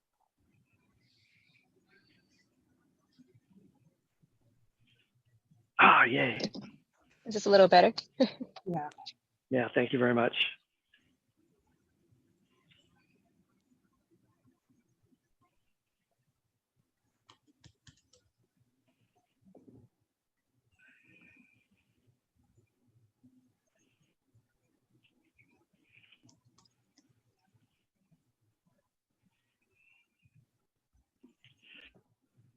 There were a few more blocks where there was, those are blocks so it's a shared lane, which is terrible.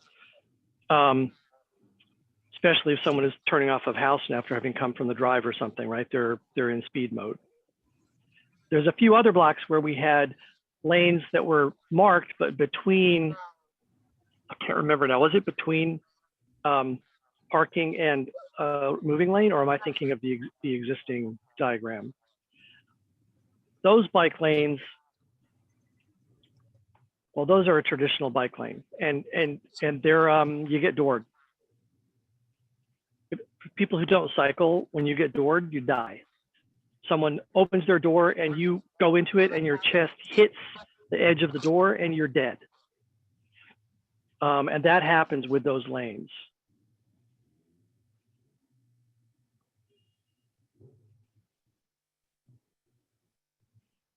You know, so on the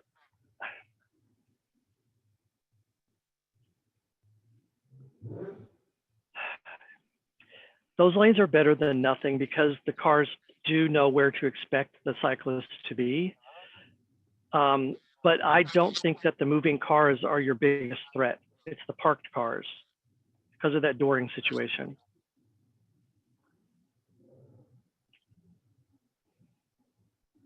Well, certainly in those lanes, the biggest threat is the dooring situation. I would like to have another resolve there about that lane, I would say as well, but I don't remember which blocks that was on. But that you should consider creating a separated bike lane on the blocks where they are sandwiching a bike. I don't know, they have technical jargon for whether it's a lane or a path or whatever, but for the bike lane sandwich between moving lane and parked cars. As those present, as that design presents dangers, unnecessary dangers to cyclists. You see what I'm saying? You're stuck between moving traffic on one side and the doors flying out on the other side. It's almost too much to focus on, and it is if you're a young person or an inexperienced cyclist.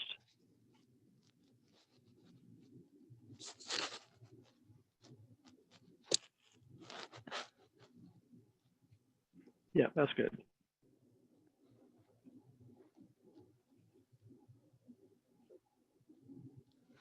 Wendy, in those final two, therefore be resolved, just put further resolve in on both of them.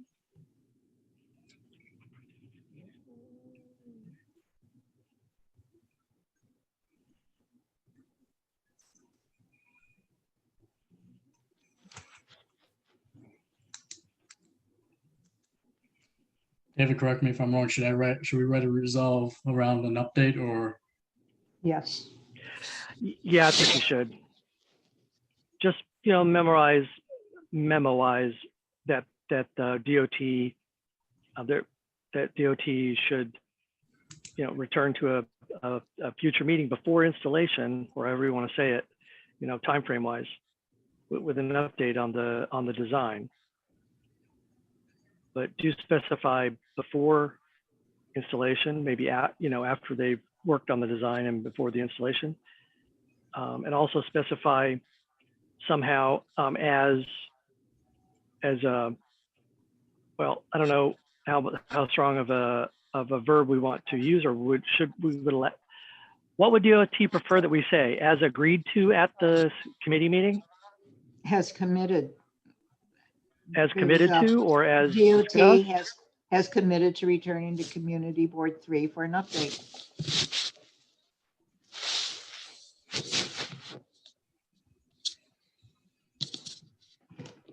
That'll do the trick. There you go.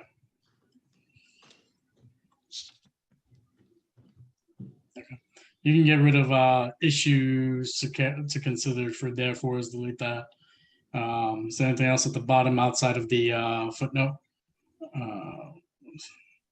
Get rid of all that. After the update, put in the words before the installation occurs, with an update on the design before installation occurs. Before the installation occurs. On the side. Yeah, great. You can delete the rest. Committee, how do we feel about the resolution? Thumbs up, thumbs down. David, good? Michelle, good? I feel good. Thank you, David, for managing that. Ellen, good?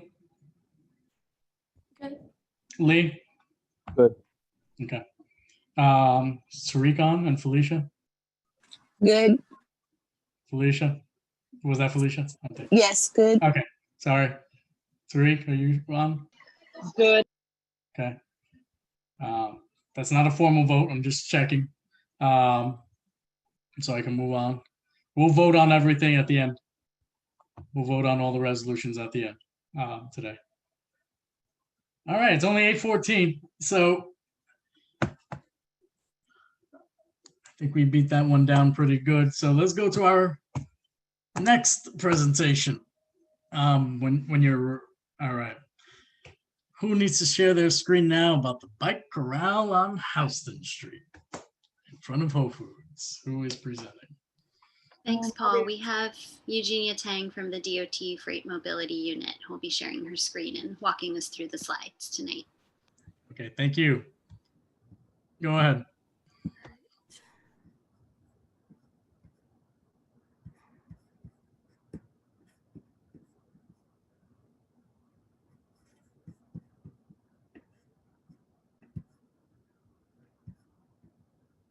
Sorry, I'm just experiencing some technical difficulties. Sorry, hold on.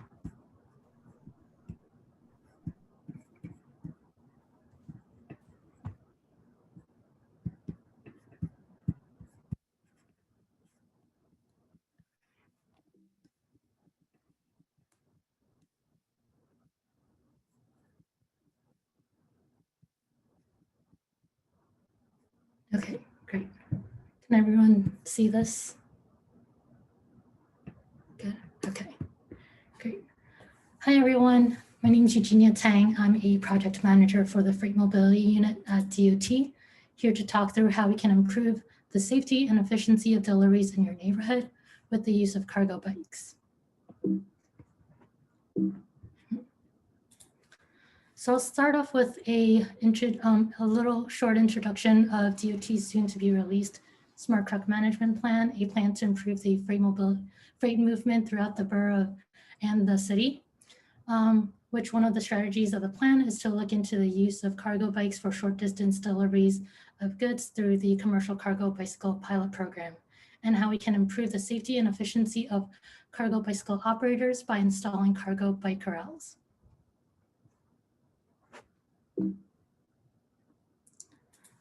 To be released in the coming months, the Smart Truck Management Plan will provide a comprehensive citywide freight plan to develop strategies and actions to support the goals of various plans, such as One NYC, the DOT strategic plan, as well as New York City's roadmap to 80 by 50. Freight demand is expected to grow with an additional 90 million freight tons by 2045 to meet the demands of residents and workers, and to also supply the restaurants, hospitals, schools, and other businesses, all while the city's street network can't expand at the same rate.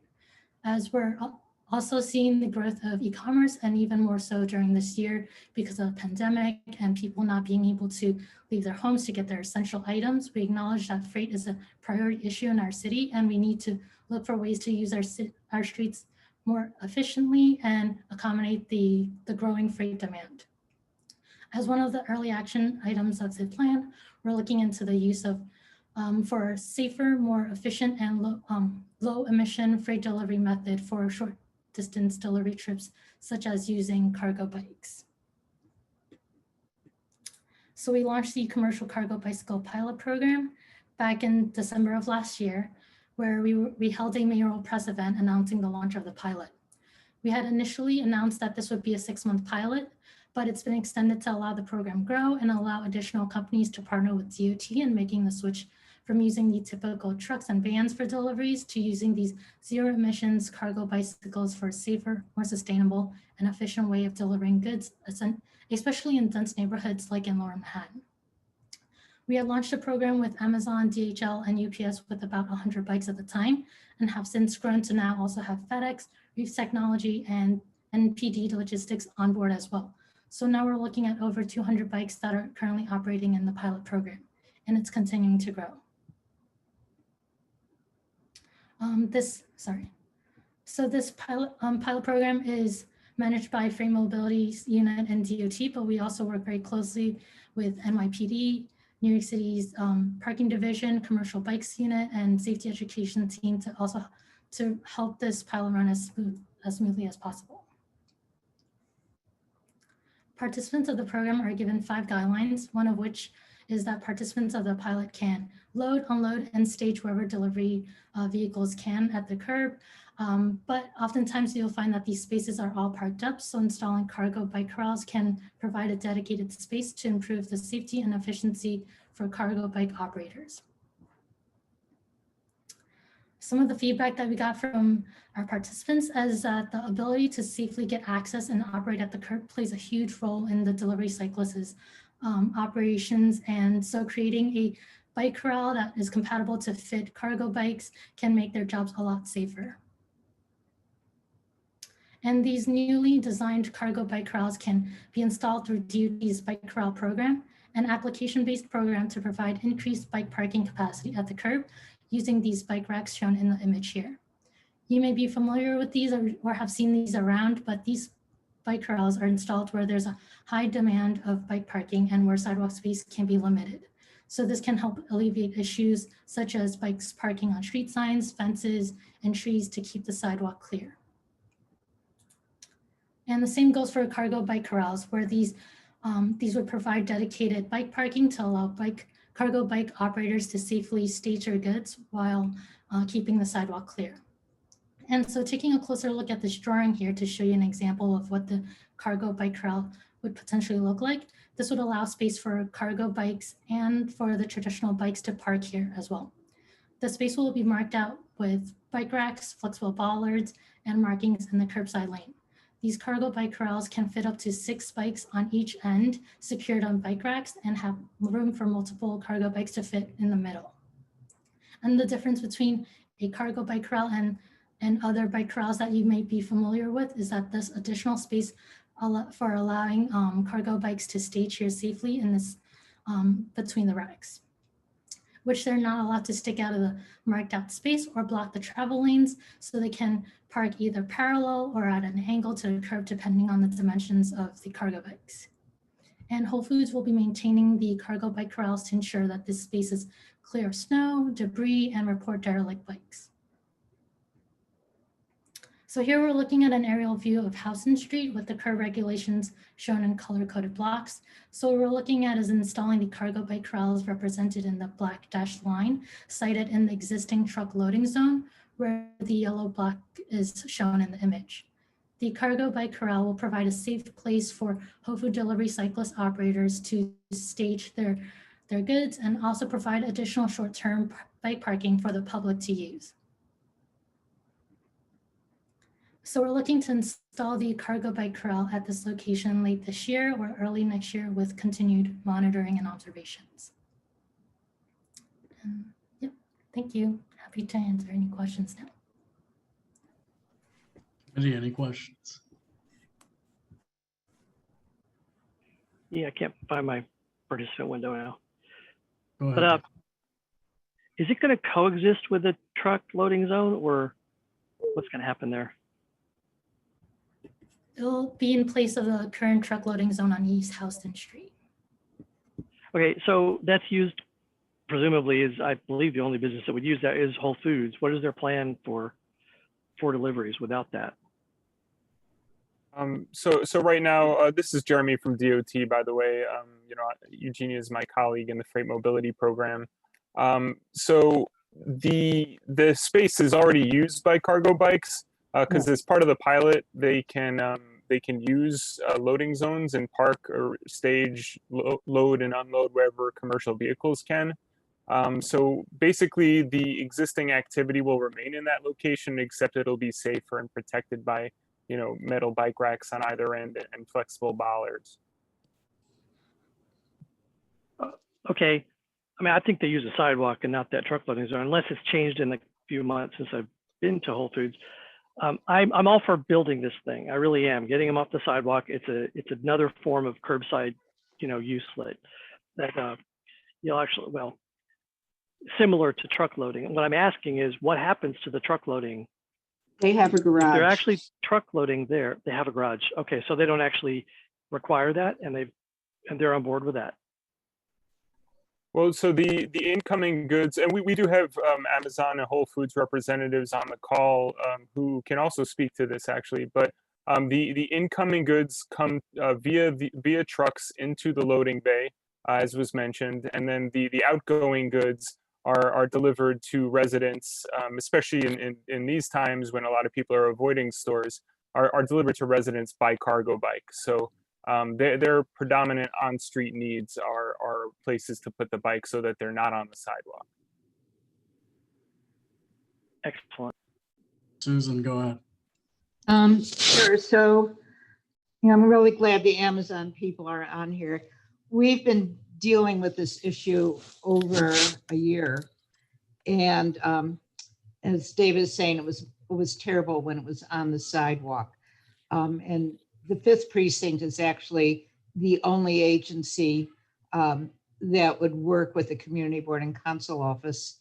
It was Margaret Chin's office at the time to get the cargo bikes off the sidewalk. So they've been off the sidewalk for quite a while now. It has been much better. Where we still see a problem is we have the drivers hanging out on the sidewalk. They actually even have tables on the sidewalk. So I would like assurance that the sidewalk would be totally clear. And of course, the problem you have is when there's heavy traffic and they're going across the sidewalk to go to the curb. I don't know any way to deal with that, but that is an issue. But you know, I think having the sidewalk totally clear, because we shouldn't have the cargo bikes in the curb lane and then also have the sidewalk taken up with this. My understanding, and I'd like maybe an answer from Amazon, my understanding is that the reason the cargo bikes can't use the loading bay, which would be the best of all solutions, is because of insurance issues. Is that true? Yes, you've Jeff Cleland here with Amazon. I'm not sure about the insurance issues. I will have to look into that. It's mostly because they're used by trucks for the input to that store, whereas the bikes are used for the output of that store. So that's most of the reason is we can't plan around that due to the incoming goods to that location. But I'll look into the insurance. I'm not sure on that one. And also the tables on the sidewalk, I will bring that up with the management locally. That's the first I've heard of that. So I will bring that up. Thank you. Yeah, I actually have photos of it. So I would like to also ask, who should there be, when there are issues, and there's always, particularly in the beginning, always issues to discuss and, you know, glitches to refine. Who should the community board, who should I be contacting? So I manage Amazon's public policy for transportation. I'm happy to take those requests and get them to the local leaders, because we do have multiple stores that we operate out of. So I can be that singular point of contact for you. Happy to share my information with you or the chair, either way.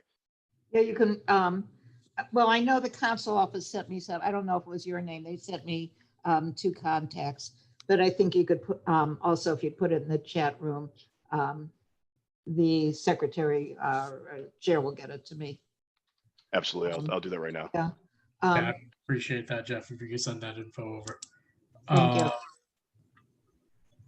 So it's only Whole Foods that's using these bikes, or is it anybody else that is loading and unloading for deliveries and pickups and anything of that sort? Is there any other outside of Whole Foods, or is this strictly for Whole Foods loading up? Yeah, so this space specifically, or you mean who's using cargo bikes around the city in general? No, in this space specifically. Right. So the space is divided up into 2 parts, right? There are the racks that are on the sides of the space, and those are exclusively for members of the public to use. So that's added bike parking for the community. The space in the middle is for participants in the cargo bike pilot.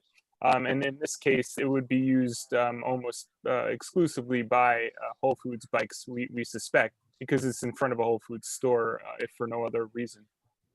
All right, can you answer, because I on my way to work, I pass by Whole Foods every day. So I see the little cones with the flags and all that stuff. So I'm assuming that's the pilot on the Houston Street side, but I see those same cones on Christie Street. Is that part of the pilot as well?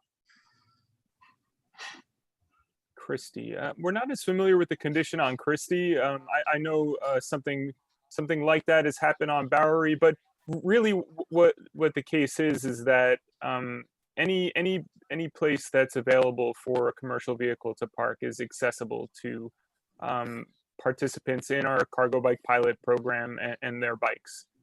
This space is just a safer, more more secluded space for them to rely on. That's always going to be there, and it's not in competition with trucks, so that they can always be to the extent possible off of the sidewalk. So what's going on in Christie is the competition between Whole Food trucks and the public hotel. It's also been going on for years. So is the Christie Street cones the hotel basically putting up those cones, Susan, or am I getting that wrong? They both have signage. And they both have space on Christie, and they both have signage that kind of abuts each other. So I don't know. I think I've seen cones for both. Yeah, no, I saw it today. I'm gonna go with committee. Michelle has her hand up. Thanks, Paul. Yeah, I think I just want to echo what Susan said, is that we actually used to have our committee meetings around the corner from this location on Bowery, and it's like a disaster. And I mean, it's such a narrow sidewalk. So I think what I'm sort of asking is, has there been a commitment, like where the city here is helping Amazon and Whole Foods, which is a $1 billion company? Are we getting anything from Amazon and Whole Foods? Like at the very least, are they not going to put their crap on the sidewalk anymore? I mean, it feels like it's a big enough store that they can make even like an indoor loading zone if they really needed to. So why are they using the sidewalks, and why have they been doing this for a year? And as Susan, I remember Susan saying like she could not get in touch with literally anyone. So finally, now that we have someone here, can you guys answer to that? Are you going to commit to not taking over the sidewalk anymore? Yeah, I mean, ideally for, efficiencies, we don't want to use the sidewalk. The bike corral is going to help with that situation. I'm going to look into the Christie Street. I don't know that situation. I'll check with the local manager on that one. But using the bike corral is what helps us plan for the throughput of the store. I don't think it surprises anyone here that the demand for the last 7 or 8 months has been significantly higher for e-commerce and grocery delivery. But this cargo, and so what we've done is we've expanded to meet our customer demand, but we didn't have the planning, of a guaranteed parking spot where we can use this. So, I think the benefits for the city and for your residents are obviously getting the loading off the sidewalks, and then just a reduction in emissions, because we've looked at certain parts of the city are at least a 1-to-1 replacement of a delivery van or vehicle to a cargo e-bike. And so there's an emissions benefit, a congestion benefit, and then just the safety of our drivers and for other drivers on the road, getting them off of the street or off of the sidewalk, and for pedestrians as well, is the benefit. Yeah. Oh yeah. Don't worry. We're not CB1. I'm supportive of this. I'm just saying that I appreciate that. It's frustrating to me that like companies like Amazon just do whatever they want, whatever, move fast, break shit, whatever the motto is for tech companies, without trying to think about how that impacts people. And now the city is a year behind catching up with what Amazon has decided to do. So I really implore you guys to like take into account your customer base is important, but they're not the only people that live here. Whole Foods is an expensive store. I don't think everyone's buying food there, and not everyone's getting their food delivered. So just think about how your behavior impacts the neighborhood. It's an incredibly narrow sidewalk. I don't think you live in New York, so you probably have not actually been there. And that's my sort of 2 cents, and the same to DOT. When you got a big business and they want something from you, like you ask for something in return. So that's my 2 cents. Thank you. Yeah, that's fair. I'll also mention that, as I discussed before, the racks on the sides are exclusively for, community bike parking. So, we are adding, there's a net gain in at least 6, I think 12, because you can park on either side of the rack, 12 bike parking spaces, which I think is a win for us in a lot of ways, strictly from a DOT standpoint.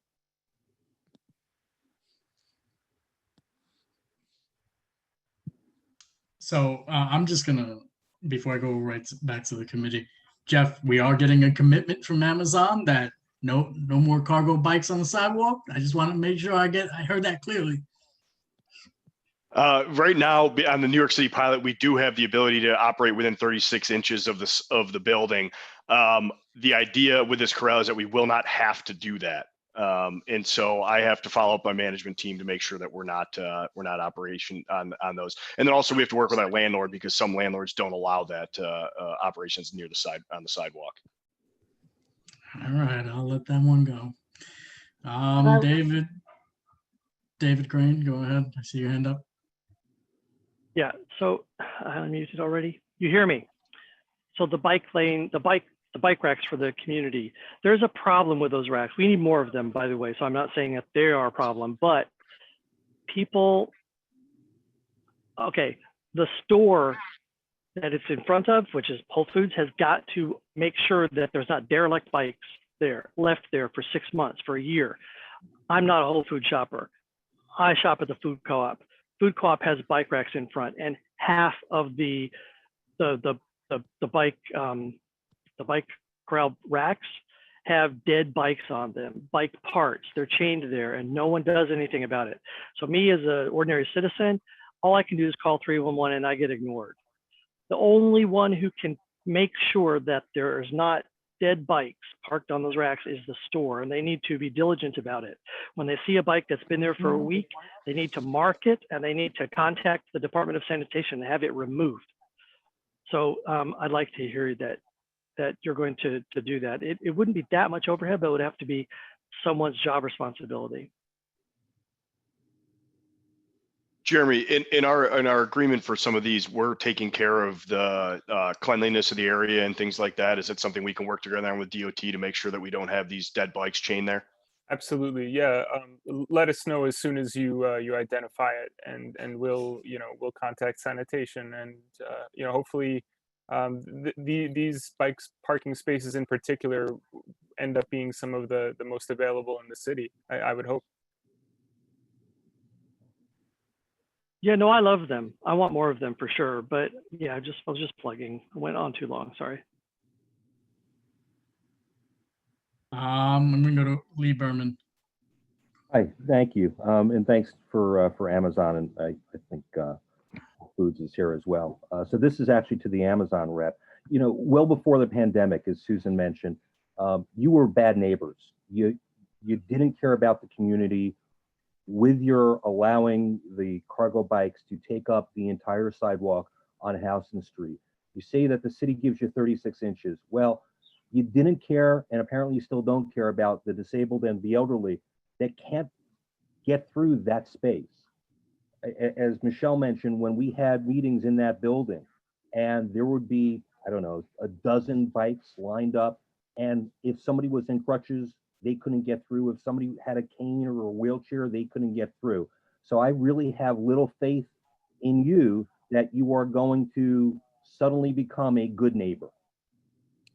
So that's the first part. The second part is, will there be Instacart deliveries as well at this store? So will you have Instacart drivers double parking now on Houston Street, or is this store exclusively not an Instacart delivery hub as well? From my understanding, we don't use Instacart right now. We are 100% e-bike deliveries, and that's the way we plan to keep it right now. All right, thank you, Lee. Before I go to Susan, I know Clint's had his hand up for a long time. Clint, go ahead. I would just like to say, I'd like to start off by saying I am in support of this. I think it's a good thing. To echo, I think Lee and Michelle, this was going on long before the COVID stuff started. I again walk by there several times a day, and going inside and asking the store to at least not block the sidewalk completely did absolutely nothing. So I'm glad you're here and you're taking some ownership of it. My question is, why can't this all be moved not into the loading dock, but all over to Christie Street, where there is a little less foot traffic, and and this is maybe a DOT question, where there's less foot traffic, and it might be a better place for them to come out and be loading the bikes than coming off and loading up to the bikes on Houston Street, where there's a lot more foot traffic. Is that a possibility? I think it is a possibility. The problem with Christie Street. Wait, your suggestion was Christie Street, correct? Yes, that's correct. Okay, yeah. Well, I'm just not sure of the existing curb regs on Christie Street. That's worth checking out. We wanted to place it in an existing loading zone, basically converted from a truck loading zone to a cargo bike loading zone. But if there are compatible curb regs on Christie Street, it could either move there, or there could be additional space put there to further ensure that they're not on the sidewalk if needed. Yeah, and Clint, I appreciate that. I think we can take a look at that, Christie Street. I think earlier I said I wasn't from New York. I am from New York, just a snowier part, way upstate. No, I have been out of the area, but I don't know it that well on Christie Street. But we'll take a look at that. But this is a fairly new mode of delivery. I think it's funny that people think we're going like back in time to go to bikes, but we're going to bikes. And so, some of the mishaps that happened in the past, we're looking to fix. And I think some of these bike corrals are really a way to do it, to get folks off of the sidewalk, to get that pedestrian traffic continue to move, and make it safer for these operators of the bikes. So thank you. And just the other thing, and this is just mentioning what other people did, but I think I know there's like a manager of the bike delivery guys who's always there instructing them when they're going out. They need to be given more strict instructions, not even blocking it with a table, but just as their guys are hanging out there, if there's this bike corral, keep them there as opposed to just hanging out and chatting on the sidewalk. So I don't know if that can be specifically made very clear to them, but. Absolutely. I will pass it. I will give that to that team. Thanks, Clint. Susan, I know you've had your hand up for a while. Then I'll go to you, David. But go ahead, Susan.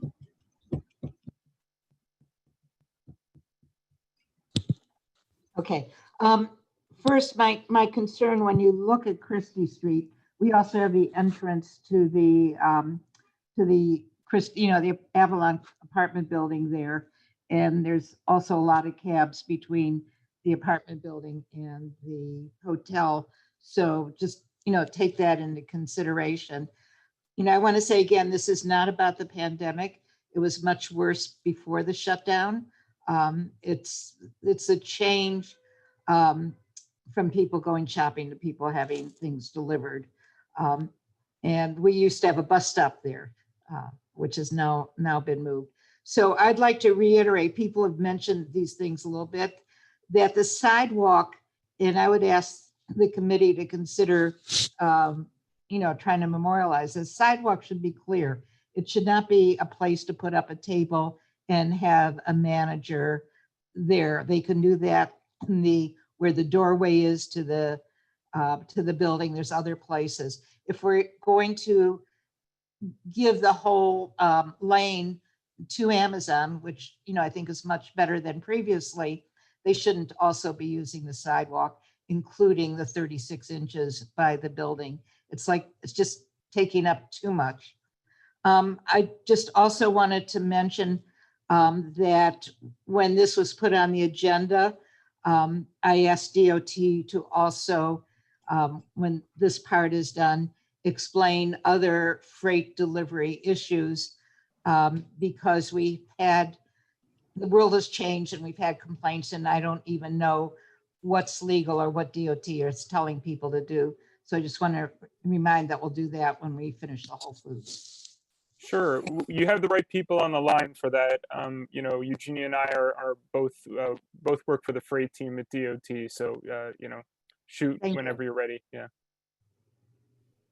We'll come back to that. David Gray. Yeah, I was just going to respond to Clint's idea of Christie Street. Christie Street is where the hotel is. I think it's where the loading bay is for the Whole Foods. I think it's a bad idea.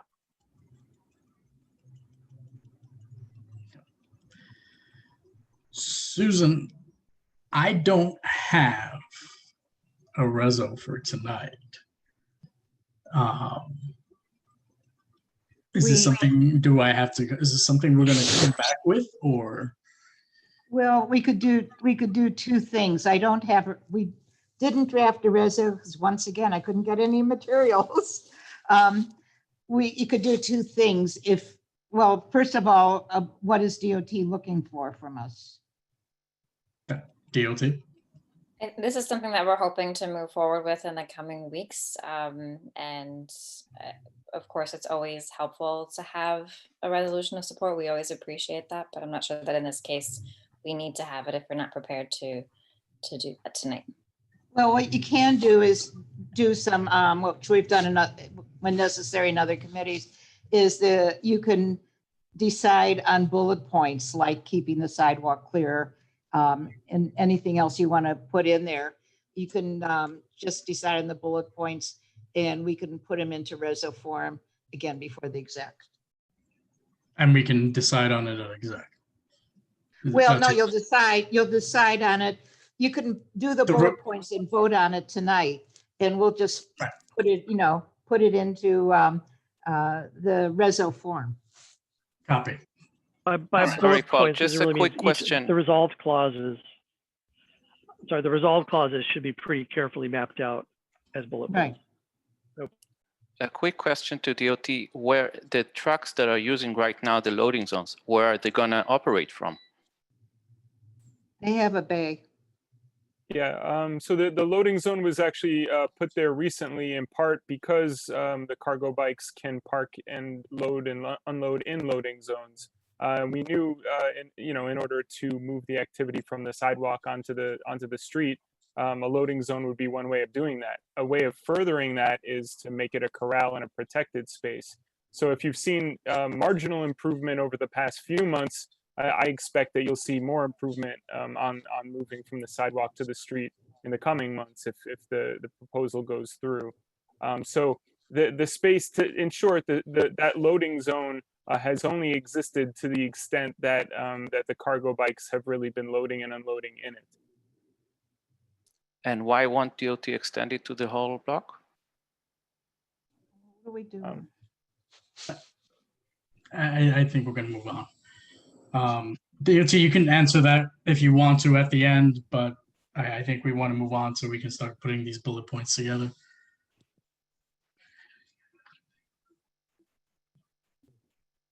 No? Okay. All right, committee, I think we need to put these bullet points together because we do not have a motion for a resolution for tonight. But we do want to put something in bulletproof form so we can have a reso draft, you know, a reso draft. So therefore, the resolution clauses, we need to have that ready. So maybe just a blank document that we can just work off of, Wendy, and we can go from there. I don't think it's gonna be a lot. I don't think it's gonna be a lot. Oh, one thing I want to make clear, if possible, is that our pilot guidelines, which all of the cargo bike pilot participants sign on to, allow cargo bike pilot participants, if their bikes are under a certain width, which Amazon's are, to park on the sidewalk if they need to. It's stated in those guidelines that to the extent possible that sidewalk parking should be avoided. And I think this is really going to help to have that reserved street space. But I don't know if we want the resolution to per se say that sidewalk parking is not allowed, because it would go against the guidelines of the pilot program. Nobody asked us for input when you made the guidelines. And you may want to reconsider those guidelines, certainly on this street.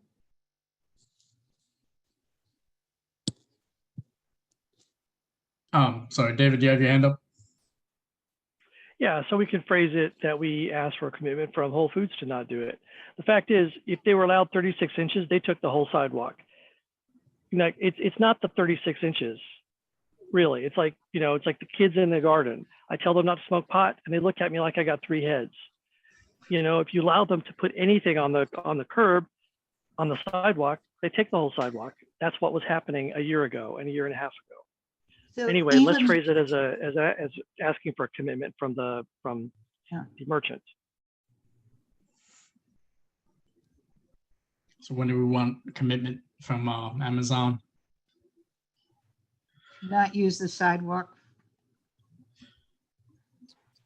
So they need more space. Let's expand the bike corral. For any purpose. For any purpose. Yeah, including not for carts and not for the tables for the drivers. Management. There you go.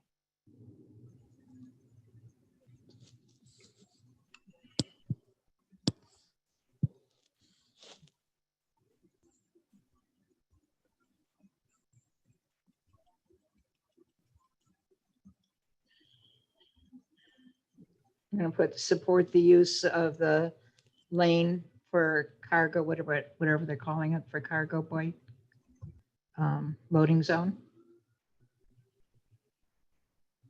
Yeah, we need a bullet to say that we approve of the cargo lane pilot.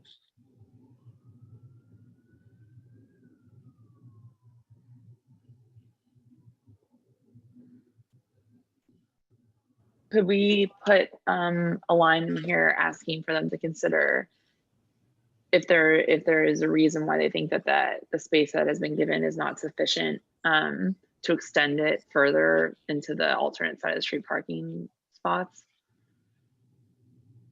I mean, I think that if we find, we can always ask them to do that afterwards. I don't know if we want to give them approval to do that in advance. Yeah, I mean, you don't say, but like, consider, you know, something like that. Do we think that they're going to come back? To come back if they want to modify.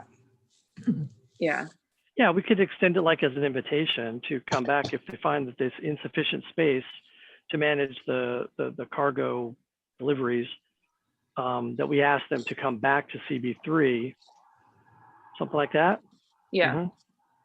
Back to CB3 for any modification of the current use. It would be then concurrent, but of the proposed, yes, proposed use as installed. Proposed use.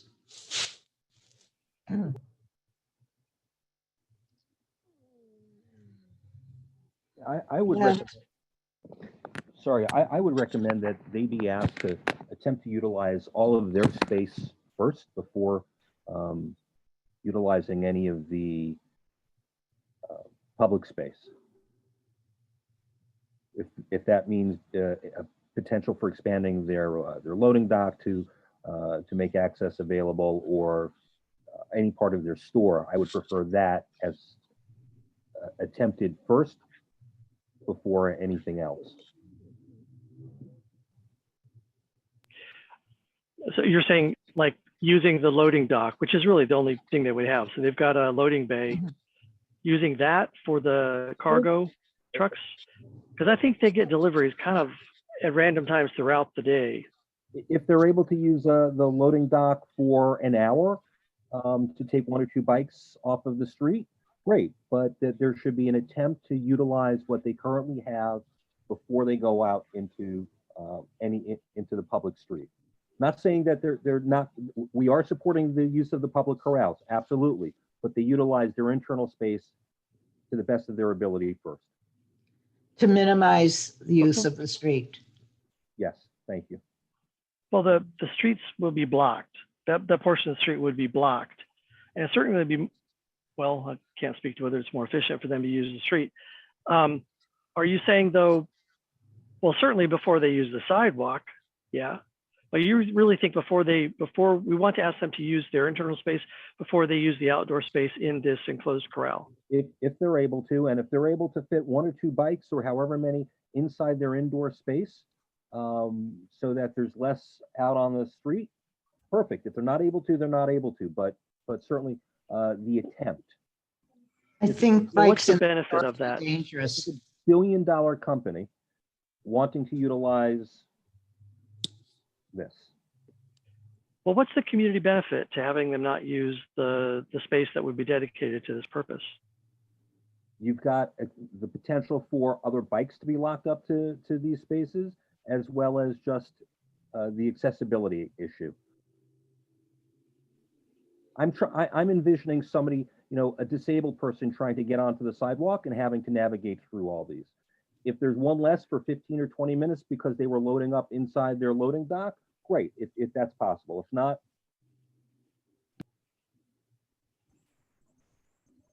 That's fair. I would like it to be explained then what the benefit is in this. So if you can capture that to flesh that out, because as a standalone, I would have been against it. to increase the safety of pedestrians, attempt to utilize all indoor space prior to accessing the cargo spots on the street.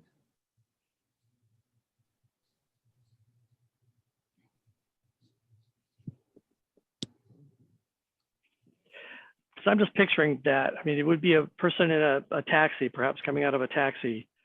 And the alternative now is bumper to bumper cars, as opposed to these carts, which, yeah, they do tend to fill up the space.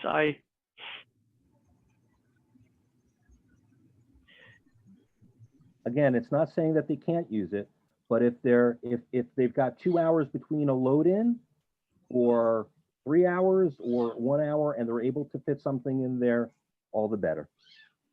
And I don't want somebody, I want the person who's blind, who needs to cross the street, or who's crossing there, or somebody in a wheelchair or a walker, to have as much ability as possible to cross or get onto the sidewalk or off of the sidewalk, or get onto into a taxi, or as safely as possible.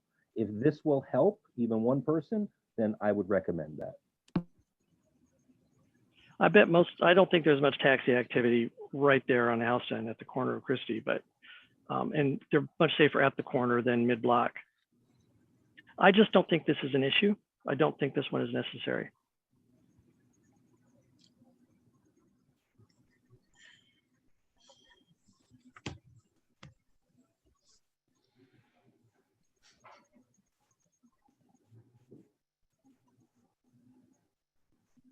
Okay. Does anybody else want to add anything else into the? Yes. Yeah. Could we just add a line to say that Amazon has committed to being accessible to the community board to resolve any issues.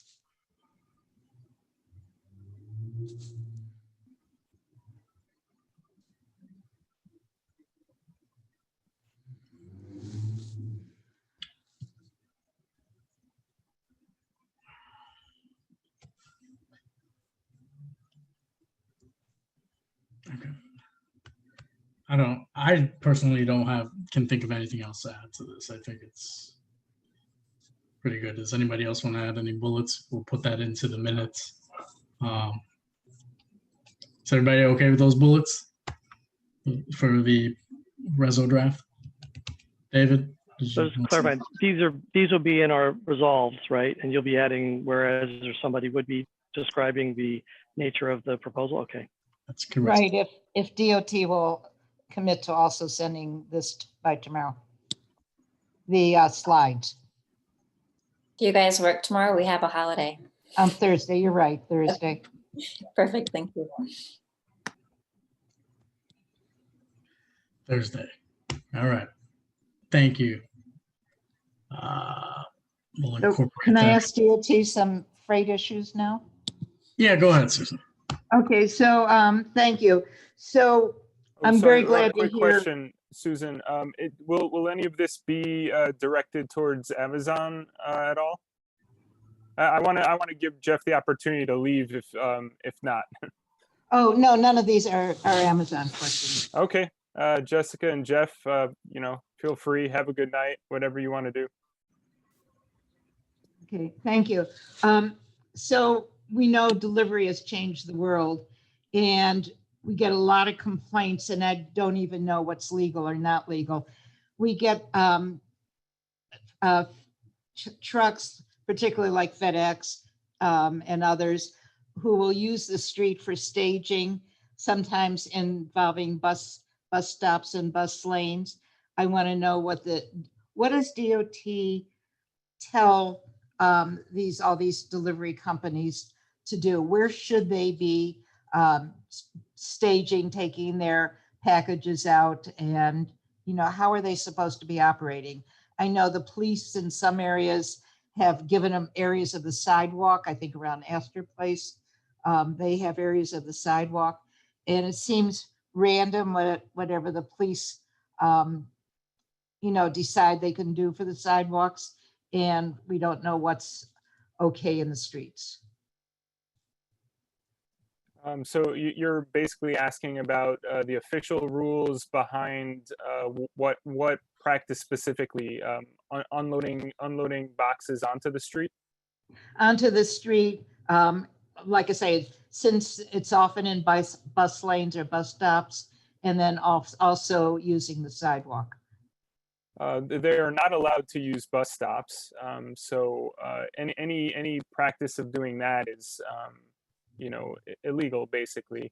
They are allowed to load and unload packages, and to the extent that that unloading a lot of packages is still loading or unloading, it's hard to differentiate that given the existing laws on the books.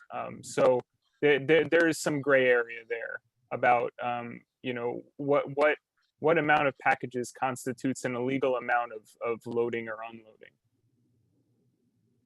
So they are allowed to basically, if they have a lot of packages, use the street as a staging area.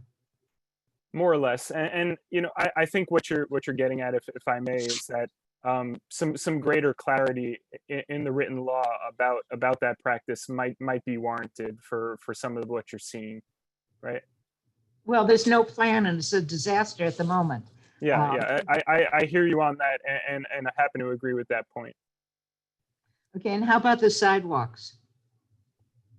Same with the sidewalks. You are allowed to unload packages onto the sidewalks. The fact that people are unloading more than the expected amount of packages onto the sidewalk is that we have no way yet of differentiating that from a legal practice or a warranted good practice. So there needs to be more clarity, I think. So and the number of packages, I think now more than ever is has reached a level where even to an individual building, there could be hundreds of packages being delivered. And part of that's unexpected for us and unexpected for the delivery companies themselves, and trying to react given an infrastructure that lags that that new phenomenon, and trying to react to that with policy is what we're attempting to do. Okay, I'm glad there's the attempt there. This has been going on, I'd say, for at least 2 years. And like when Whole Foods first started using the sidewalk and I reached out to DOT and NYPD, I was told at that time it was legal, which it was, there were no laws against it. So now there's a plan to deal with it and to relieve the community. So can I assume that DOT will maybe like in the next few months be presenting us with some kind of freight plan? That's our goal. Okay. All right. That's it. Susan, we're good? Good, we're good. Thank you. Okay, good. Thank you. All right. It's only 9:03. We're getting through it. Our next agenda item up is our favorite one, open streets restaurants. Especially we're limited to talking about the open restaurants on Avenue B between, was it 2nd and 4th? Right. Susan? And it was the safety issue. Right. So it's really based on the safety issues going on in that area. We know the firehouse is right there, and getting through, and the establishment of the emergency lane and all that stuff. So is there anybody on who wanted to talk about it tonight, Susan, or do you want to give some more clarity to the committee? Well, I can just tell the committee, we had a district service cabinet meeting today. Fire department was on there. They said the situation between 2nd and 4th has not gotten better and not gotten worse in the last few weeks. They do have a commitment now from the managers of the open street to keep somebody by the barricades. So when a fire truck comes through, there is somebody right there to move the barricades. However, the fire department thinks that, this still needs to be improved, and their planning department is currently working with the mayor's office to try and improve that. And when I told them about our concern about keeping open an emergency lane, the battalion chief was all for it. So I think it's important as a committee that we get on the record about this situation specifically. I don't think we've gone on the record about the safety situation per se. We've kind of skirted around it in other resolutions, but this is potentially going right after it, saying this is what needs to be done. David Crane, go ahead. It is terrible. I live just a few blocks from there, and I live on the new fire route, complete with we've got a single lane of traffic between parked cars, and we got a speed hump, and the fire trucks are forced to go all the way to Avenue A, then go north, and then come down 6th Street to get to anywhere east of me. They can't do it anywhere else because 4th Street is part of the problem, and then there's Tompkins Square Park. My street should not be. I'm not complaining about the sound, because I really have never been bothered by any of the sound in the city. It can be much louder, and I'd still be perfectly happy. I don't think it's safe that they're required to use my tiny little street as the main corridor to get to all the way east of me. Everybody east of Tompkins Square Park is endangered by the situation, especially between 2nd and 3rd Street on Avenue B. I go down there quite regularly because that's how I bike to get down there to go pretty much anywhere. There will be tables all the way up to the yellow stripe, especially from that one restaurant at the corner of 3rd Street and Avenue B. It's the restaurants that are behaving badly, and it's the city agencies that are refusing to deal with the situation behaving badly. And they're going to kill people. They really will. You are going to kill people if you don't open up a fire lane and keep it open. especially those restaurants. There's no excuse to have those restaurants going outside of the curb lane and having their, boozy brunches go all the way to the yellow line, all the way to the middle of the street. And you've basically opened up everything north of 6th Street now with almost no barricades at all. So you've almost disabled the open street portion north of 6th Street for the fire truck access is what I presume that's been done for. I don't know. I'm furious. I'm done with it. We can just get rid of the restaurant block between 2nd and 3rd Street for all I care. I've taken photos of the tables and chairs extending to the middle of the street on both sides. And that hasn't done any good. And then there's some idiot who will park his SUV right there in the middle on the yellow stripe to prevent anybody from driving through. So you're going to have to find the owner of the SUV to move as well as move the barricades. And then you've got all of the kids, boozing it up in the middle of the street. It's a terrible situation. And if the agency doesn't do something about it, the fire department is working with the mayor's office. So this reso would give support to the fire department and their interaction with the mayor's office.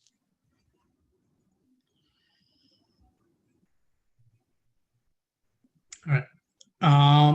Anything else from the committee? It is, well, let me just go, let's skip a couple of chapters. I did send a potential draft this evening, but I would like to be formal about it. If there's a motion to bring it up, I will more than happy to bring it up. Based on what you may have read, is there a motion to bring this resolution to the table? Yes, I make a motion to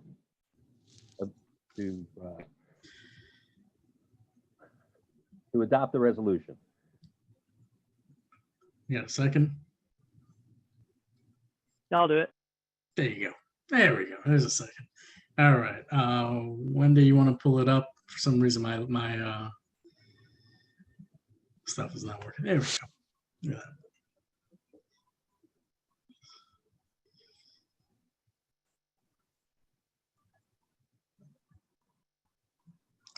Okay, let's chop this up. I think we're all relatively on the same page on this one because this is becoming too much of a problem.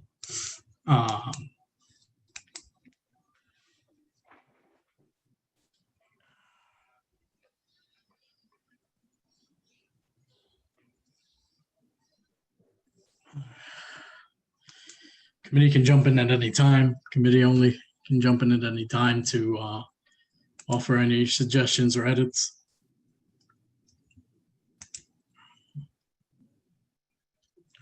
Finally unmuted. I can't see the whole thing. I get right up through including emerge and then it's cut off. Oh, I suppose if I turn the view to be just the. No, it's cut off. Now I can see it. Yeah, people have to go in to change the view to remove the block of people from the right.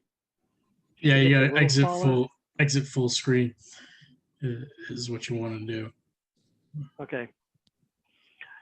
Doesn't help. No. I'll give you options. Just maybe bump the size down one font or something.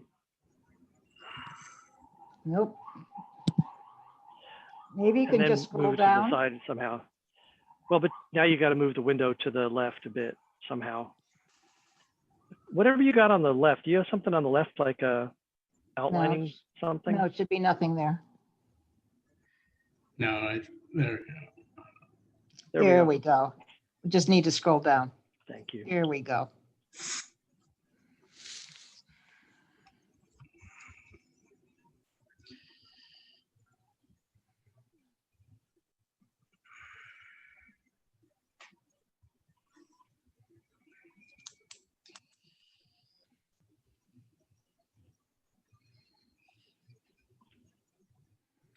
Susan, it was July 2020 FDNY came or June? It was July, right?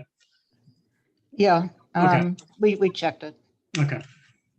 And so you'll see there was an incident in which the fire department had to use Houston Street to gain access to Avenue D.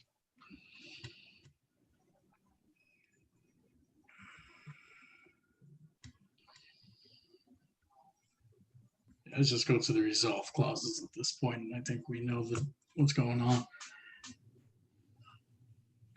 3 requests to approve inspection, 3 enforcement of the open streets.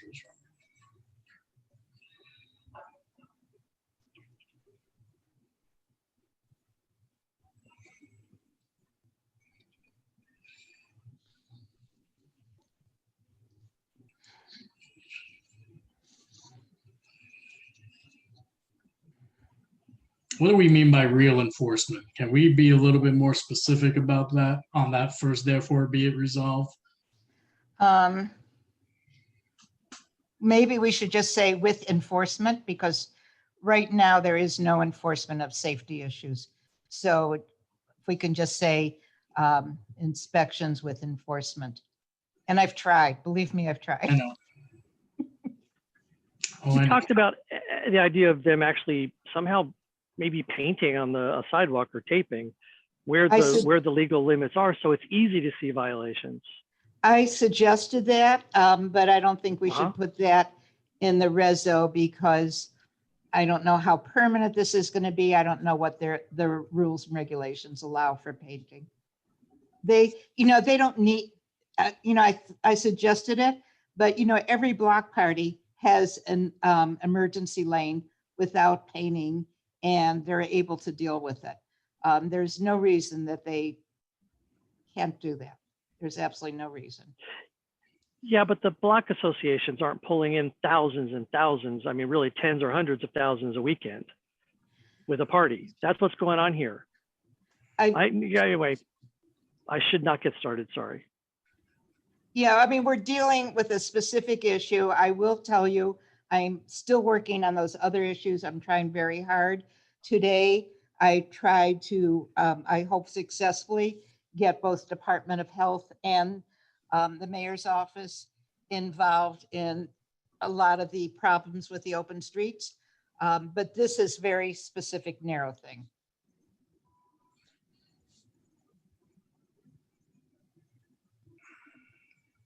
Frankly, what we're dealing with is a very badly run business, or perhaps a cluster of them.